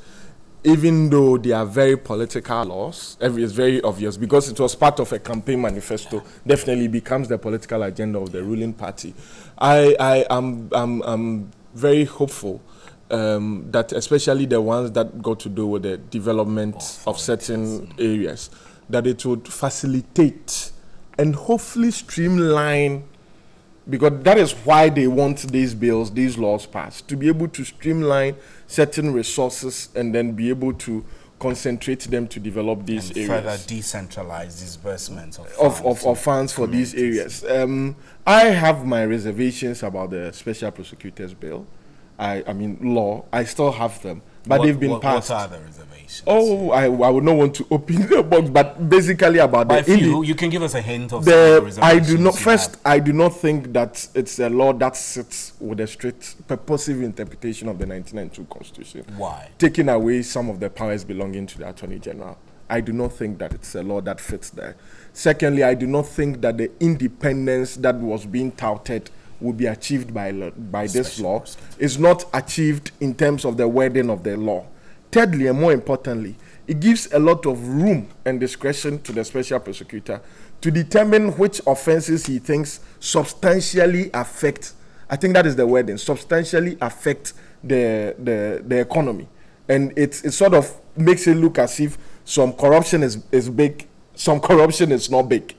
It should have been blank. They should have given him a blank check for him to go after every form of corruption. But I think it's section 3 or so, if my memory serves me right, says that he would only, or he can only go after offenses that substantially affects the economy. And that phrase has not been defined in the law. And so it gives him a lot of discretion on one part, and it limits him. Because a defense could be raised that, yes, it does not substantially affect the economy. Those are my 3 challenges with the bill. But it's been passed. The president has assented to it. I hope that the Special Prosecutor who would be appointed would be given the necessary room by any government of the day. Because until it is repealed, it becomes a law, forever. And I doubt if any other political party, apart from the MPP, if they ever come to power, would have the political will to repeal it. That law has come to stay forever in Ghana. I hope that going forward, the Special Prosecutor would be able to do what he has to do, and then achieve the results that we all hope to aid the fight against corruption. You are a legal practitioner. Do you have hints of who is likely to be the Special Prosecutor? Well, they will all remain hints. I read a news item that my very respected senior colleague, we call him Shoshu, I'm trying to remember his real name. Yes, Kotuampa would be, that was the news item, would be Nanado to announce Akotuampa as the Special Prosecutor. Sure. But we don't know. Is there. His name has been mentioned. Martin Amidu is interesting because when the bill was read for the first time in Parliament, he went public with his reservation about some of the clauses. It's on record. And so, as it stands, if he is appointed, I would want to see how he would manage those reservations he had, and whether he would even accept. Whether he would even accept. So, incorporated the final. I'll yet to see the final. Yes, but and then see. thank you very much. So, Dr. Jinapo, your views on this? The bills, some of them include development authority bills, and all of these are very critical for development at the various regions of it, beyond the special prosecutor, which appears to have been the one overshadowing media discussions. I think as it stands now, they are laws because they've been signed. So. They are supposed to take effect. With regards to the 4 development laws, the Northern, Middle Belt, Coastal, and Southern, what it means is that you have to set up a secretariat, and you have to get people to work in those secretariats. You have to put in place infrastructure. That comes with money. I'm happy about those developmental initiatives in terms of the agencies, but I'm a little bit cautious in my optimism, in the sense that, number one, let's take the Northern Development Authority. We still have SADA. So how do they complement each other? Pardon me? Or are we hoping that SADA will be scrapped? SADA will go, but as it stands now, what I'm saying is that as it stands now, we have SADA and Northern Development Authority. And if you take SADA, you look at historically SADA, to what extent has SADA been able to accelerate the development of the northern part of Ghana? There being questions. That raises a lot of questions. Because if you look at what SADA was involved in, and Savannah Accelerated Development Authority, what they were involved in vis-a-vis what their mandate was, it raises a number of questions. Beyond that, even in this current dispensation, there are a number of ministries that have been set up to accelerate the development of this country. The Ministry of Special Initiatives, Special Development Initiatives. If you look at the budgets that they brought up recently, what they were supposedly thinking of doing, buy ambulances and all those things, then it raises a number of questions. So, for most of us, I think, yes, it is very good for the president to fulfill his campaign promise. And I've always said that, look, this administration, especially under the leadership of current president, there's so many things that he put up during the campaign that we thought were audacious. But most of them, he seems to be putting in the footprints. It is one thing fulfilling the campaign promise, and it's another thing, working properly. Because it's not just about the authority or the agency being set, but whether the agency will be able to to move the nation in terms of development. And here we are talking of authorities. We are not talking of agencies. We are talking of authorities. Authorities in the sense that they should be in a position to raise their own source of money to be able to manage their own affairs. And how do you posit that within the spectrum of the other traditional agencies that exist? Because we have so many agencies that have the responsibility of developing their various areas. Talk of the Northern Regional Secretariat. They have a responsibility. We talk of the district assemblies. How do you do that? If you are not careful, then the problem that you have is that you tend to have more or less a repetition of the same agencies in a different way. Duplication of functions. Duplication of functions. You get my point? You have duplication of functions. And that is something that I think the government will have to be extremely careful about. When it comes to the special prosecutor's bill or the law, I think it's a good idea. But my only challenge is that it looks as if it's overly hyped. As if the special prosecutor is going to be the messianic figure that is going to bring about the stoppage of corruption in this country. That is my worry. Because everybody is talking about special prosecutor, special prosecutor. It looks as if it's overly been simplified to an individual. It's supposed to be an institution. Whoever is appointed by Nanado, His Excellency, will leave the place. Somebody will have to come and take over. And we've had so many of these agencies that, excuse me to say, have not more or less helped us in the fight against corruption. You remember Chirac? When Chirac came into being, people were so excited. Remember Yoku? You know, all these agencies. So I would want to go back to the ways of Obama, that we need strong institutions, not what? Individuals. This agency that is being set, I want to see them being given the necessary tools and what? Resources to be able to function well. That said, it's also important for it not to be seen as what? A political winch hand material, where opponents are going to be the individuals that are going to be what? That are going to be hounded. And you can see the semblance of it. You remember President Mahama when he was in Cape Coast. He said that they have to rally behind what? The NDC officials, because of this special prosecutor, they are going to more or less go after their people. When it's seen and presented and works within that framework, it becomes problematic. And a program of this sort, I would want it not to be one that is more or less moved on the wheels of just a political party. There have been so many initiatives that were introduced by past governments that seem to have died because they were given political coloring. You remember presidential special initiatives. You get my point. So if it is one that is accepted by all and sundry, notwithstanding which side of the political pendulum that you swing to, take NHIS. NHIS has come to stay.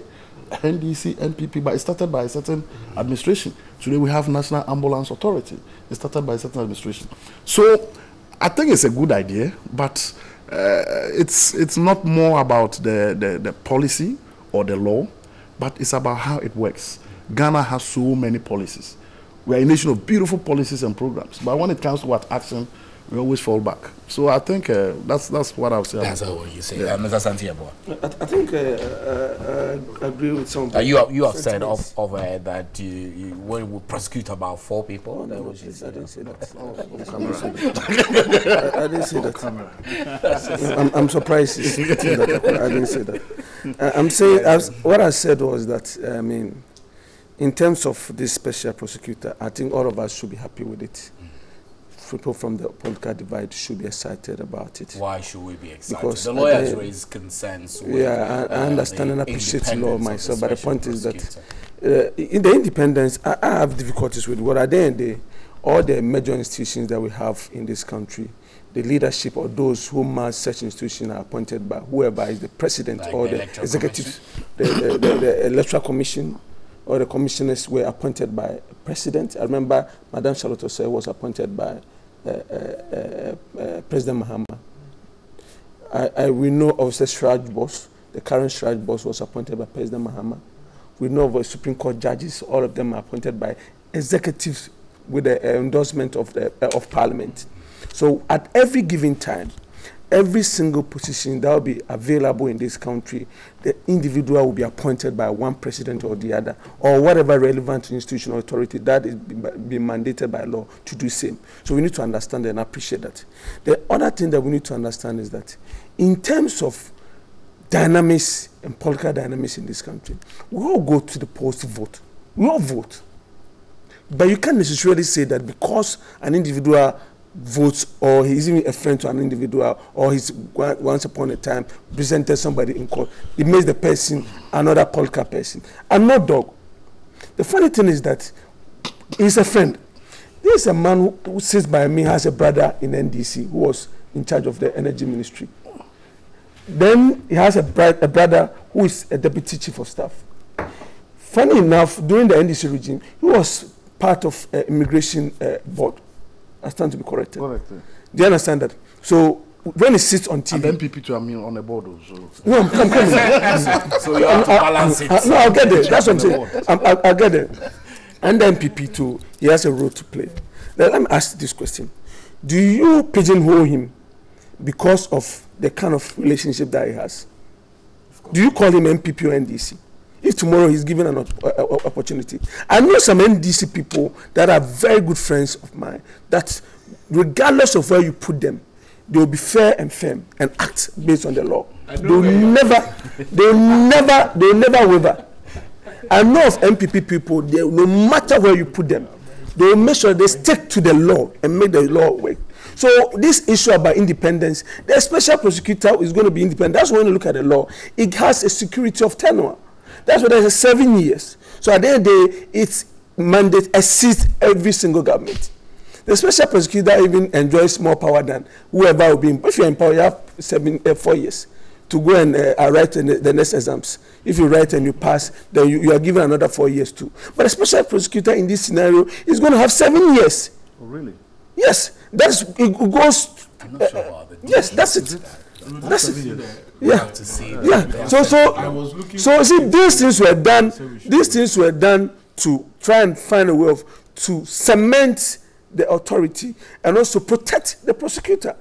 Because these things we need to understand and appreciate very well. The next thing that I support and I endorsed by my brother was equipping the special prosecutor and the agency, the various agencies that the bills that we put across and the president has assented into law. The reason why we need to equip them is that names will exist. That's nomenclature. Burdens will remain there. But if the needed tools and equipment that ought to be given to such institutions to perform their functions are not given, they will remain redundant. So I also agree to the fact that we need to equip them and give them the needed tools for them to function and work. The next thing about duplication of functions in terms of the development authorities. See, in terms of our governance structure, we try to implement decentralization at various forms in a particular manner. But in terms of this government and these development authorities, there's a specialized work that we want these authorities to execute and do. And what are these specialized work? You see, we are looking at specific aspects of our development. We are looking at things that borders with creation of employment. We are looking at infrastructures. We are looking at other things that would go a long way to help deepen and also make the lives of our people at a grassroots a bit more comfortable than it has been over the years. We know that district assemblies have their own role. We know that there are NGOs that play functions akin to what the district assemblies are doing. But at the end of the day, we say in Twitter, what we ought to. But it comes with costs. No, the point is that you see, what we need to be hopeful and pray for is making sure that whatever money that is devoted to these agencies are being expended fruitfully, that we are getting value for money, that the projects are not overpriced, that we are making people be accountable, that we are making sure that at least if it is district factories that we are providing, we get to the people. If it is the rivers and water we provide them. If it is dams that we are providing, we provide them. That is what we seek to do. And I think that when we do that, it will be helpful. The aspect about people, and especially the President Mohammed's comment regarding NDC people being ready to support NDC individuals who will be found culpable with the law and being there to support. I mean, the point is that I don't have a problem with it if it calls for people to support them. Because obviously I have friends in NDC. If I pray that they are not found foul of the law, if they are found foul of the law and they find themselves in jail, if it's closer at his home, I wouldn't mind Sundays driving by to drop them in Mutu. Because they are friends. We can support them in that manner. But at the end of the day, I don't think that any single NDC or MPP individual should go out there and protest because an individual has stopped money, spent money, and used the money to build himself and his family, and monies. Because the point is that I listened to President Mahama some time ago talk about the fact that corruption is literal mass murder if somebody steals from the state. So if the person who says that somebody steals from the state is mass murder and it's terrible, we ought not to encourage that. Today is saying that if such persons are found culpable with the law, we should raise a team of army to go to their defense and protect them. I find it very ridiculous to say the least. He didn't say the way you're but he said you should support them until they are found. He didn't say, I didn't hear that until they are found. He also said that they will have the access to the law. So what is the support? To defend themselves. If the persons are being, you see, he didn't say that. We are not saying that these people are going to be beaten. You don't or we are using draconian measures. That's a valid point to say that such instruments can be used as tools to witch hunt political. But you can equally use the law to overturn sin. But let me tell you, this business about witch hunting, Steve, if there are witches around us, those witches ought to be hunted. Let me tell you one thing. I am a Christian and I believe in the power of God. Well, if we do not make use of the power of God and we allow witches to continue to destroy society and hunt us, how do we test the potency of the Holy Spirit? How do we find work for the numerous men of God? If they are witches, and indeed, if President Muhammad calls those corrupt individuals that are likely to face the law as witches, I tell you, we need to test the power of the law. And the power of the law is the Holy Spirit that we are talking about in this context. Let the power of the law deal with such people. But the point is that you listen to some people are amping arms against the payment of TV licenses, a lot of taxes, because of the fact that they see politicians taking monies, duping the state, stealing from the state, and we target in the name of corruption. When you know that this is plain thievery, people are stealing from the state. Instead of dealing with them, they will pamper them, they will call for people to go and protect them and sing praises of them, and all these things. At the end of the day, we take this money from the poor taxpayer. So let's punish people and let the law deal with them. Honorable Mutawakil, let's punish people. Let the law deal with them. Is that is the position you support? I'll get there. Yeah. But let me just start from somewhere. I'll pick them. I'll lump the authorities. I mean, your constituency, Damango, the authorities will be beneficial. Yes. Let's talk about the good things first. Yes. One, the special prosecutor. NDC has no problem with a special prosecutor. No. Fighting corruption is good. We felt that for the special prosecutor to be independent, we should amend the Constitution, Article 88. We amend it so that he would actually be independent of the Attorney General. Of the Attorney General. So when I said independence, it was in that context. Not Do you get my point? Let's just amend the Constitution, not just come with an so that he won't work at the whims. And then whims and caprices of the Attorney General. That is what NDC stood for. And that is what we are, as we speak. Even though we've passed it, we believe that the Constitution has to be amended to give him that power of independence, very clearly. Two, the fact that you pass a law, you don't look at it as if it is only against one. We always say that when passing a law, you look at both sizes. When you are in government, how will it be like? When you are in opposition, how will it be like? Because definitely one day you will be in opposition. And the approach you give to it is very critical. One, up to date, is like the law is passed because of NDC appointees. That is how it and that is how the executive are looking at it. However, there are several corruption cases currently happening in this government, and they are being brushed out. You think it will go off? Which ones are these? Premix fuel, 22 million Ghana cedis. Investigations were conducted, and he was absolved of all these allegations. I'm saying that it's a scandal. When we can, we'll revisit. We'll revisit those things. They can have. We will revisit. Contaminated fuel. We'll revisit. SRAT came out, the processes in issuing the $2.25 billion was not properly followed. We'll revisit. So you shouldn't look at it as if it's only NDC appointees. No, the law makes it clear that you are innocent until proven guilty. And therefore, once you remain innocent, you need support of the family members. And NDC, we are family members. We will continue to give each and every appointee of the government the necessary support that he needed. Legal, lawful, not vandalism, as it happened in 2012 when Canada, Japan was arrested for saying guns and events should be brutalized. And he was invited to the IGP, by the IGP to answer questions. What happened? Street lights were vandalized. Not that way, President Mama is saying. We need to support them morally, we need to support them legally, and to ensure that the process is fair. That is what he's calling fair due process. Two, the development authorities. The supervisory ministry is at the presidency. We must make that clear. Which ministry is that? Ministry for Special Development Initiative. How Akumsi's ministry? Yes. It's an independent ministry on its own. No, he supervises the authority. It's a ministry outside the presidency. It's at the presidency. When you say at the presidency, I mean it's not a minister of state. It's a ministry on its own. No. That's a chief director, everything. Check. I'm telling you. Really? Two, we ensure that these agencies, a budget was submitted. A budget was submitted. The first question we in the NDC want, is it going to be used as a vehicle for the presidency to benefit with corrupt money?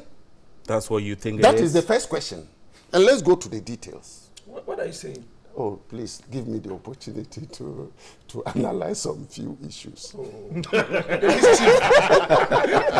This your analysis. It's suspect. During the budget hearing, Honorable Howard Kusi submitted the estimates, budget estimates of the ministry, and that goes to the authorities as well.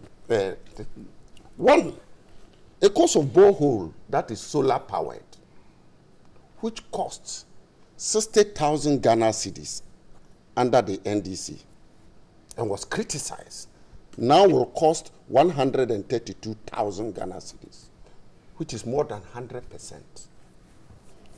The cost of a unit of class, a 6 unit. Steve, yeah. Since he's talking about it, and he's raising the No, issues. I'm looking Those at that I have answers to. Let me help you. After that, you can go. After that, you Let's can make him answer. land. So what we are talking Let's about make him land, then you he's can talking respond. about a borehole Please. when this is a community water system, Please. which is powered We said by solar with overhead tanks that supply water to over 5,000 So, people. You can't simply call it's them not borehole. can you take It's note? not- Can you the take budget- note so the that budget So you we'll... can't call that The a budget borehole. didn't That's tell- deception. That's what I'm the saying. budget Yeah, so- didn't so tell please people out. take note and that You see, let there him was not deceive the people.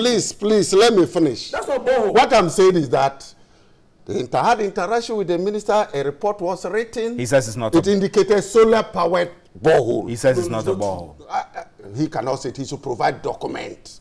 We deal you with are providing evidence. documents. I'm dealing with a report You are not that I providing have any read. documents. No, I can read the report of the committee. We all read the report. And we debated it on the floor. Nobody No from specifics were the given. NPP Explanation has been given side to you. said that this borehole is community borehole.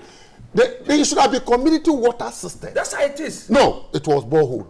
It is not community water. They are different. You see, that's If what you the say it is a document. community They printed water their own, system, it's document different. and inserted Two. boreholes. Two. When the thing was called Two. community water system. Wow. A 6-unit classroom block that costs maximum 500,000 under NDC and was criticized by. So Honorable, the point you're making is that the fact that these authorities are under a supervision ministry, which is at the I'll still presidency, conclude on that okay. part. Now, 500 maximum now costs 770,000.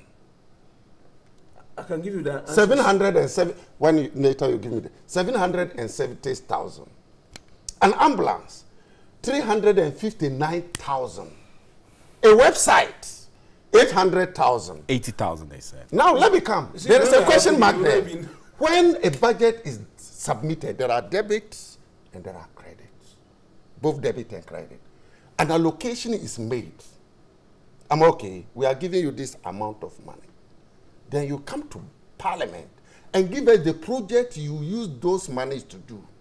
At the end of the day, both the left hand and the right hand must balance. With the 800,000 for a website, it made it balance. You've been corrected. Now you have reduced it to 80,000. There is 720,000 Ghana cedis now left to be added to balance it. What project is it? Up to date, they cannot tell us. Up to date, they cannot tell us. Well, the that ministry came out that to say that difference- it was a typo, and so No, but it balanced. It balanced with the budget allocated to the ministry. It didn't. It balanced. It didn't. And as a result, if it did not balance, we couldn't have passed the Appropriation Act, the bill to an act. It balanced with the money given. If you now say you have reduced it to 80, there will be a difference of 720 Ghana cedis, 1,000 Ghana cedis. What project is allocated to it? And we passed the appropriation with 800,000. With 800,000. They should have come quickly with an item. Let's say the 720 will be used for this item to be able to balance it. So it's not like you can just decide to reduce and go scot-free. Honorable, wrap on your submission. So the Then whole this- point you're making is that These are astronomical increase, and we see it as a conduit to loot money to the Flagstaff House. Two, the district assemblies, are supposed to employ, say, $1 million per This is very constituency. frivolous allegation. The district assemblies are well structured to implement this. We thought that this authority should be bringing additional resources to complement what you have promised as constituencies. Then let me go to Zongo Development Fund. In February last year, President Nana Akufo-Addo said $50 million will be given to the Zongo Development and Inner Cities, the minister. Yes. 2017, there was no act, so no money much was released. 2018, $50 million is given. Is it the 2017 one or the 2018 one? I believe that if you actually wanted to support the Zongos, the $50 million you promised in 2017, which wasn't utilized because there was no act, should be added to whatever you are giving for the 2018. We should be talking about. We should be talking about $100 million. But where is the money? we cannot, you know, effect no, payment when there were no existing law. No, we are looking at the promise made by the president. So that means the promise in 2017 wasn't fulfilled. He should let us admit that he made a promise in the State of the Nation's address that 2017, $50 million will be given to the Zongo Development Fund. It wasn't given. And therefore, this promise, this amount of $50 million is for 2018. Let me get a reaction from I know this is getting heated, and if we allow the political, you just take charge of it. Throwing blows at the government, and I'm the only person here. I need to. No. So that is not the Let me make this. So, but allow me. He wants to help. No, it will help your position. So let's wait. To be fair to in terms of this 720,000. Well, I was also skeptical when they said it was a typo. But to be fair, I heard the majority leader on the floor of Parliament when they were making this argument say the 720,000 left, even though it's been passed to be in the coffers of the ministry, cannot be touched unless if the ministry decides on the project they want to use it for, they will bring it back to Parliament for Parliament to approve it before they can touch it. So to be fair, it is not as if the money is there and they can use it, because I heard the majority leader say this very clearly, right, that even though it's been passed, it is in the coffers, they cannot touch it. So please, Honorable, let's get the reaction. That means that you must get an item to attach it. Honorable Wakilu, let's get a reaction from Mr. Santiago. Oh, they put contingency. Dr. Jirapo is numbed by the few points that I need to. The first one had to do with the 700,000 session classroom block that he spoke about, but it does appear that he did not even include the ICT center. So we are talking about 6 classroom block and ICT center. 2 buildings. And we are talking about filling the ICT center with computers and other things.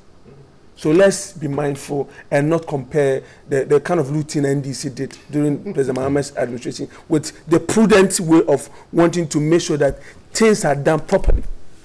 The second point that I need to talk about is you raised issues about the ministry's budget that was brought to Parliament. I remember that the majority leader on the floor of Parliament raised certain issues about some of the figures and the documentation that were being shared around.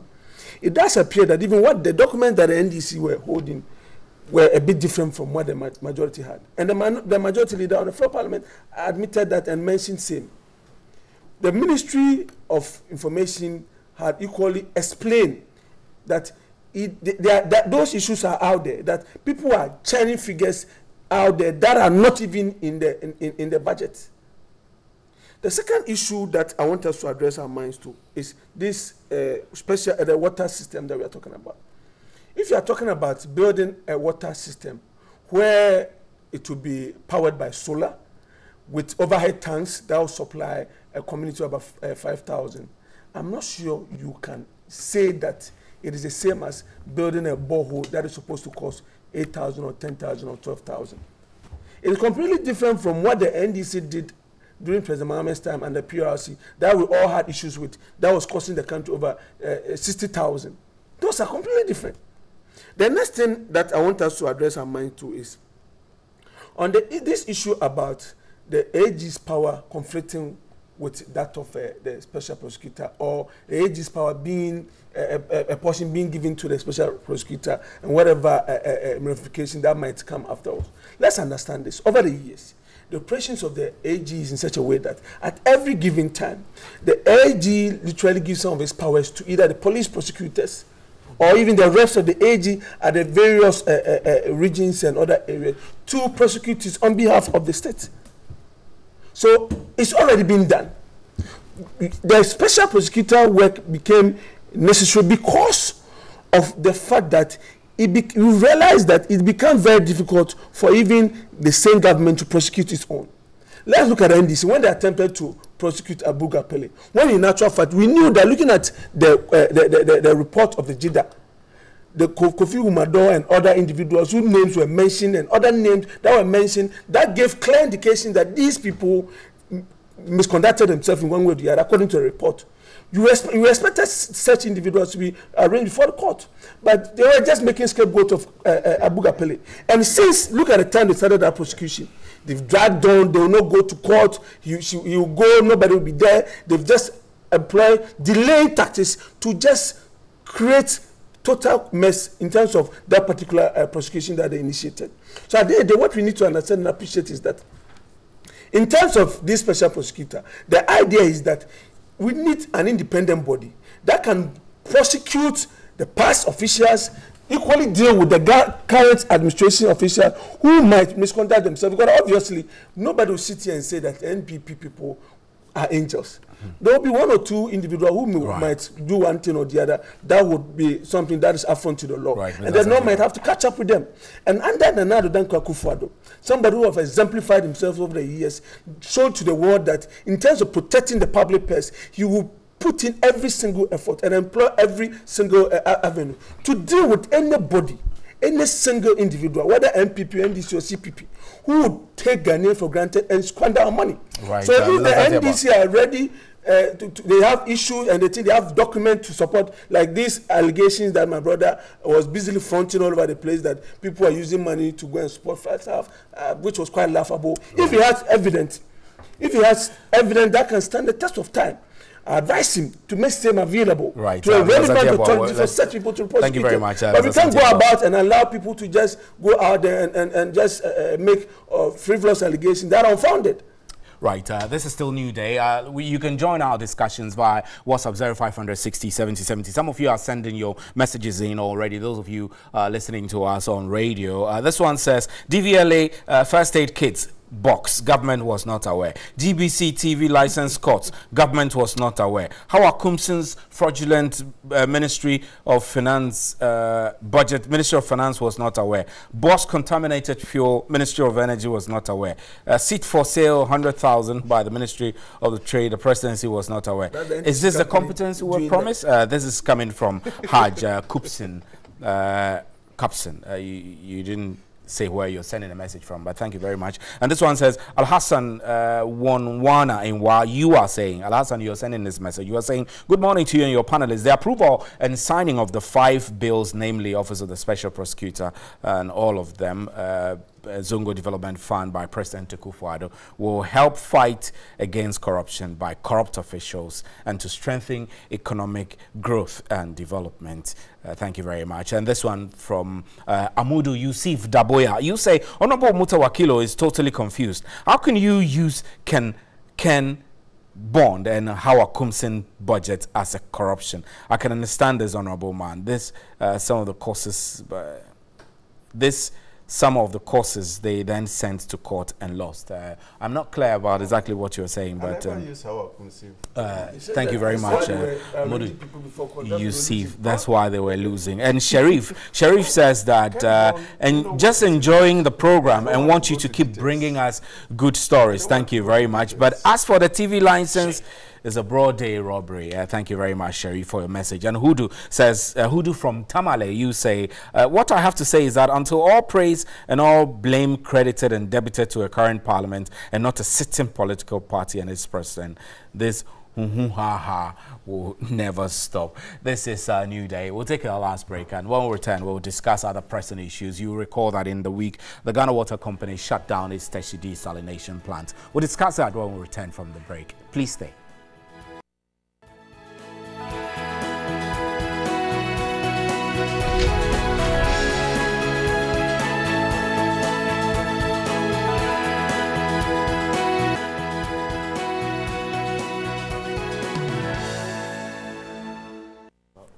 Welcome back. Earlier in the week, the Ghana Water Company announced the shutdown of the Teshi desalination plant that serves Teshi Nungwa and surrounding communities. In a statement that was signed by the communications director, manager of the company, Stanley Marty, the management of the company said that the action had to be taken in order to resolve some challenges with the plant. Meanwhile, they have put in place alternative arrangement to ensure that these affected areas do have water. But the critical issue for discussion this morning is why the decision was taken to shut down a plant which was that much important, yet that much expensive to run. We're told that it cost the state about 6 million cedis a month to run that facility. I'll start the discussion with you, Honorable Mutawakilu.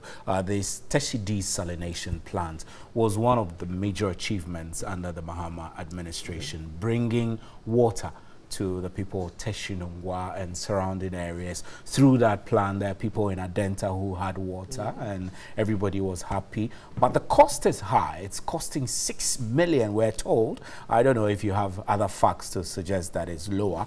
And government is suffocating with that kind of arrangement. So what informed the decision to use the expensive option of desalination to provide water to these people, the citizens? Thank you very much.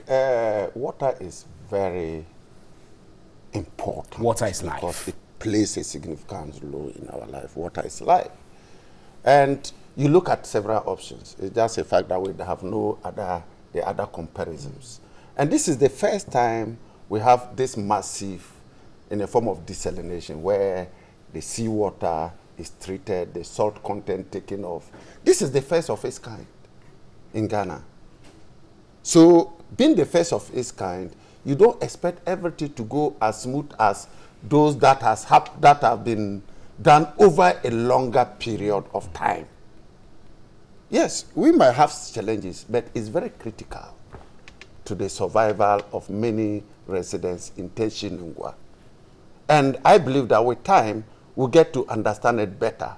And in the future, we can even make good use. But with time, it's going to cost a lot more. If we're paying 6 million cedis a month, it doesn't look like we can sustain for long. I think as human, I know that the cost might be high, but we'll find a way by which to introduce more technology and to make it more. But we must state the fact it's very important that the people of Teshi Nungwa get water, stable water supply. That's no doubt. That is very, but very the expensive important. option is suffocating the Ghana What water is the company. other option? The more expensive option is when the people don't have water and it creates negative externalities. Because when they don't have water, they take water that is not well treated, the medical bill increases, lifespan reduces, infant mortality increases. So you would say government should find the money. You have to look at it from several other angles. Okay. Because while you are talking about this, looking at it because the people, is supplying enough water to the people and they are healthy, you think it's okay. You don't see it as could have been a cost to the nation. So yes, it is a very important asset to the nation. And as a government, they should look at it, do it the proper thing and let it supply water to the people of Dr. Jinapo, I know that the cost is a big issue, but there are also, like Honorable Mutawakilu raised, the concern, the key issue of bringing water to the people. The expensive option would also have been to lay new pipes and get water instead of taking the sea, which was closer, and pump it through the existing pipes. Where do you think we should be drawing the line as a country when it comes to this desalination plant? Well, I think it's quite a confusing issue, and I don't think I'll be in a position to give a straightforward solution because I don't have the facts. If you remember, this issue about concerns being raised about this plant has been in the know for some time now. I quite remember I was driving to Tamale, and on my way, you'll see most of the water companies by the road. You see signs. They put a banner that stop Teshi Lungwa. What I'm trying to say is that it looks as if the workers were not happy about it, and there were even demonstrations and stuff like that. Yeah. As it stands now, the plant has been shut down, and my understanding is that it's been shut down temporarily in order to more or less iron out some of the issues that exist. It's instructive to note that this whole plant is a relationship between Ghana Water Company and that company that built it. Even though government had a role in building it, but it's as if you go to buy water. Ghana Water Company buys water from them and sell it to the public or to the people around Teshi. And my understanding is how much they buy vis-a-vis how much they sell, they run at a loss. And I think every business-minded individual, if you buy something for 1 cedi and you sell it for 2 cedis, definitely you have to sit down and think through it. But you see, the water system is quite a different system in the sense that you could buy it 1 cedi and sell it for 2 cedis, but you could cushion it from what? Other sources. So if it is very important for Teshi people to get water through this means, government probably would have what? Engaged in this kind of arrangement. But the question that I ask is, as we said, this plant that was put in place, it was somewhere in 2016 that it was commissioned, right? I think somewhere around that time. And 2015. Okay. So from 2015 up till now, how was the plant being run? How did they finance it? We need to know. If the financing was done through this means and Ghana Water Company was running at a loss of that magnitude, that should have been brought to the public domain. You understand? From 2015 to 2016 to 2017, that should have been brought to the public domain. As it stands now, the arrangement based on what the PRO said was the area was going to be giving water periodically from Accra and Tema, where they get water for a certain period. But you see, I think something have to be done about this arrangement. There definitely needs to be an arrangement in order to get out of this impasse, in the sense that, like it or hate it, there's a contract between Ghana and the company. So if we are abrogating the contract, it comes with costs. Yeah, and implications. And implications. So we have to look at the cost-benefit analysis and see how we can get out of it. That said, I'm also, a little bit confused why the previous government would have gotten into such an arrangement with such a cost. That is why I said probably there are other factors and variables that inform that decision that we are not privy to. But at the end of the day, I think value for money must be of paramount importance, because Ghana Water Company, even though it's a government agency, but it's also an agency that is interested in making profits. Yeah. So in whatever decision that they take, I would want it to be in the interest of the nation and the people of Teshi. I wouldn't be much enthused about it taking a political dimension where NDC was the one that constructed it, and this is the cost, and now MPP. Let's look at the interest of the nation. That is why in 2016 we brought the MPP into power, for them to be able to address most of these issues. So the issue of blame game, I think, should be a thing of the past. I'm preempting. Okay, sorry about that. The issue of blame game should not. No. Let me finish. Let me finish. The issue of blame game should not inform. Nobody's blaming anybody. Bringing the facts as it is. My brother, you won't let me. Let's make this is harassment. Man has finished his statement. Submission coming. He's telling me that. But he said that. But are you the? How do you know whether you are the next person to speak? Maybe Bansi will be speaking. No. This is false landing. I've landed. I've landed. Okay, so let's hear you. You want to put the facts on. Steve, when it comes to this particular project, in terms of the idea to use this means to supply water, was a laudable one by our standards. We know it, that indeed, when you go to most countries, the likes of Dubai and other countries, they do this a lot, and they get the chunk of the water by processing the seawater and supplying it. It does appear that in terms of this particular project, the quality has come up as an issue when you talk to the people in Nungua. That the salty nature of the water company says that's just a perception. How can they say? I mean, I don't want people to insult the intelligence of the people over there. I mean, when water is hard, you know this hard water. When you bath and you need to spend a lot of soap in terms of washing your things and all that. When you drink it, so when they taste that, can they feel? Is it perception on their tongue? I mean, some of these things you can't say it. This is what the people are saying.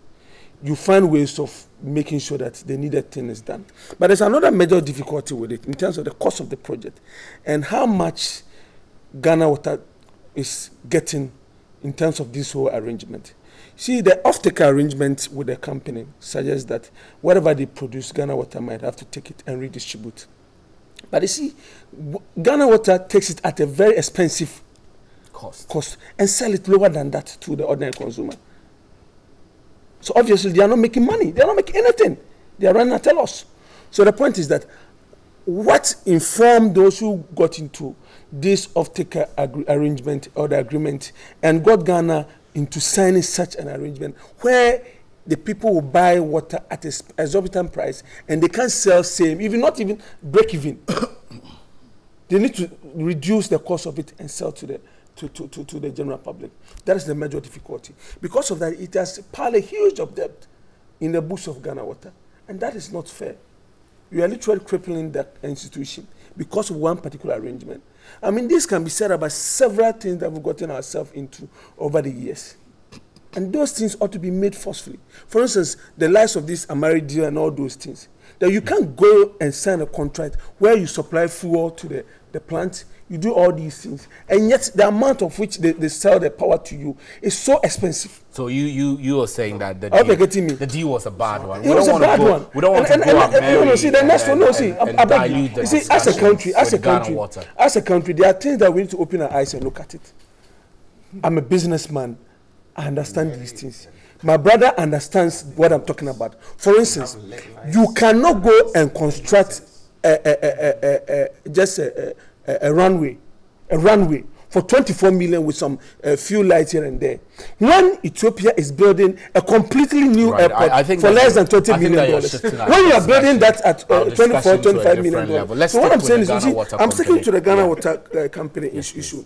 So what we need to do is that I think the company ought to sit down with Ghana Water and let them see how they can come to. Because the point is, at the end, the infrastructure has been constructed. There are 2-3 options. Right. The first option is either Ghana Water will have an arrangement and buy off the plant, the facility, and run it themselves with the needed assistance wherever they will get it from, and run it and see where indeed they can supply and also fine-tune the quality of the water. My brother, before I exit this, because obviously let me just mention one little thing. I think this week the president also used the opportunity of meeting political party leaders. And I think that as part of our democratic culture is a quite helpful thing. Let's applaud the government and the president, because obviously, I mean, soliciting for opinions from across board is helpful. He met religious leaders along the line. He's already met former presidents. I think as a country, we need to understand that there's a lot more that binds us together. And let's not allow political differences and other things to divide us. Yeah. When it comes to prosecuting people, let's deal with them and take our money. Thank you very much. So Bobby Banson. National Thanksgiving is coming on Sunday. Oh my God. National Thanksgiving, I mean, as a country. I mean, as a country, for 25 years of the Fourth Republic. I know there was a Thanksgiving service recently. That's entirely different. That was a year of peaceful elections and all that. This is National Thanksgiving for 25 years of Republic and democracy. And I think that we need to applaud ourselves, both parties and even all the other smaller parties. As a country, we need to be grateful to God. Let's thank God for that, because obviously within that cause, a lot of countries have been thrown into turmoil. They've been confusing. People have been killed. People have been displaced as a result of disagreement. But at least at every given time, as a country, we've been able to at least consolidate our democracy and unite ourselves. And that fabric, that binds us. Let's continue to appreciate God. Thank you very much. Mr. Banton. So we are all meeting. I hope to see you there. Thank you very much, Mr. Yeboah. Mr. Banton, let's hear your view on this tertiary desalination plan. On Wednesday, I went to that area, and then I saw that people were now going back for their Kufuor gallons, as it were. Going back. I mean, you could see cars were now I saw them with my eyes. Cars were now redistributing the gallons to the homes because for like 2 or 3 years, they stopped using them. And all of a sudden, that I saw must come back. I really felt what was actually happening. But for me, it's an issue it's another instance of our political parties or our politicians rushing to implement campaign promises without thinking through the thing without thoroughly. Due diligence and the effect it will have. You know, at the end of the day, the promise was to provide water to the Teshi people by a certain deadline. They did it irrespective of the cost. I have not cited the technical reports that went in before this project was commissioned. But if the Ghana Water Company is now saying that it was a bad thing, we need to halt and re-strategize and rethink through, then it is very obvious something was not done right from the beginning. And if it's very, I mean, there's no debate about that the people of Teshi, Adenta, those areas need water as well. At the end of the day, we want a long-term solution that will benefit us as a country, not a step that will be taken in a rush for political expediency. We will come back to this point. There's also the issue of the Lavender Hill, the project they did. Yeah. And that one too would be suspended. Because for about a month now, they are talking seriously about the cost. And so they've started reducing their operations gradually. It will be suspended. I used that road last week, Monday, the 1st. I think it was the 1st. And you realize the smell is coming back gradually. So very soon that project will also be halted and we'll come back to square zero. All these amounts that we've paid over this period has come to a halt. So my admonishment is that the Ghana Water Corporation Company, the ministry in charge, should rather think of a long-term project. If this is the best option economically, in terms of technically, they should think through it very well and not be in a rush or in a haste to do it, because as Honorable had said, we need to balance the cost of not providing these people with clean water with the cost of providing them with clean water. But at the end of the day, we should not only be having knee-jerk reactions. We should have a long-term plan to provide these people with potable drinking water. And I believe that the handlers of this or those who provide this solution should also be looking at the Lavender Hill situation. It's interesting, my brother said there will be a national Thanksgiving. I mean, it's good. The idea is very good. But it seems there has been a lot of Thanksgivings. Right, gentlemen, and it was very good. It was very good. The sitting president invited leaders of religious leaders and other political parties.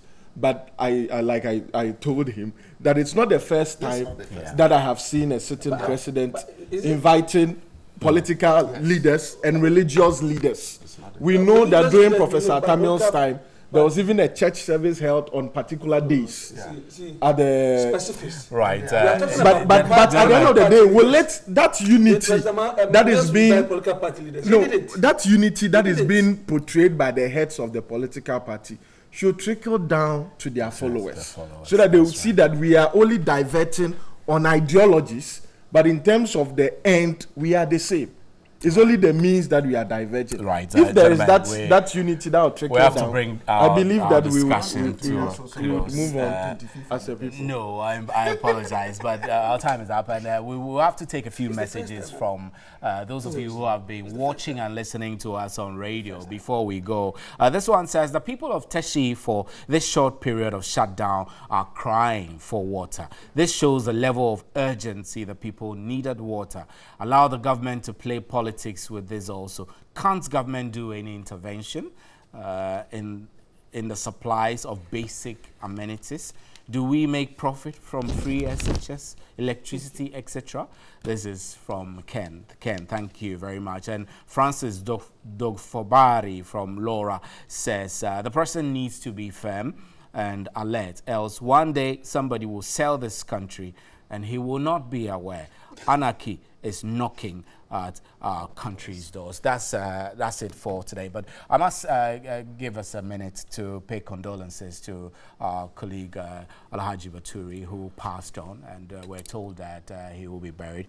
On behalf of myself and our panelists and entire TV3 crew, we express our condolences to that family. We wish them well at this painful period. I'm Stephen Enti. I sat in for. Let me give you a minute to condolences to Alhaji Baturi before we go. I want to take this opportunity to extend my condolences to the bereaved family of Alhaji Baturi. He has contributed significantly to the development of Ghana. And I want to urge the workers of Alhaji newspaper and the family, they shouldn't let that newspaper die. Break them down. That is the only thing that will let his name stay forever and ever.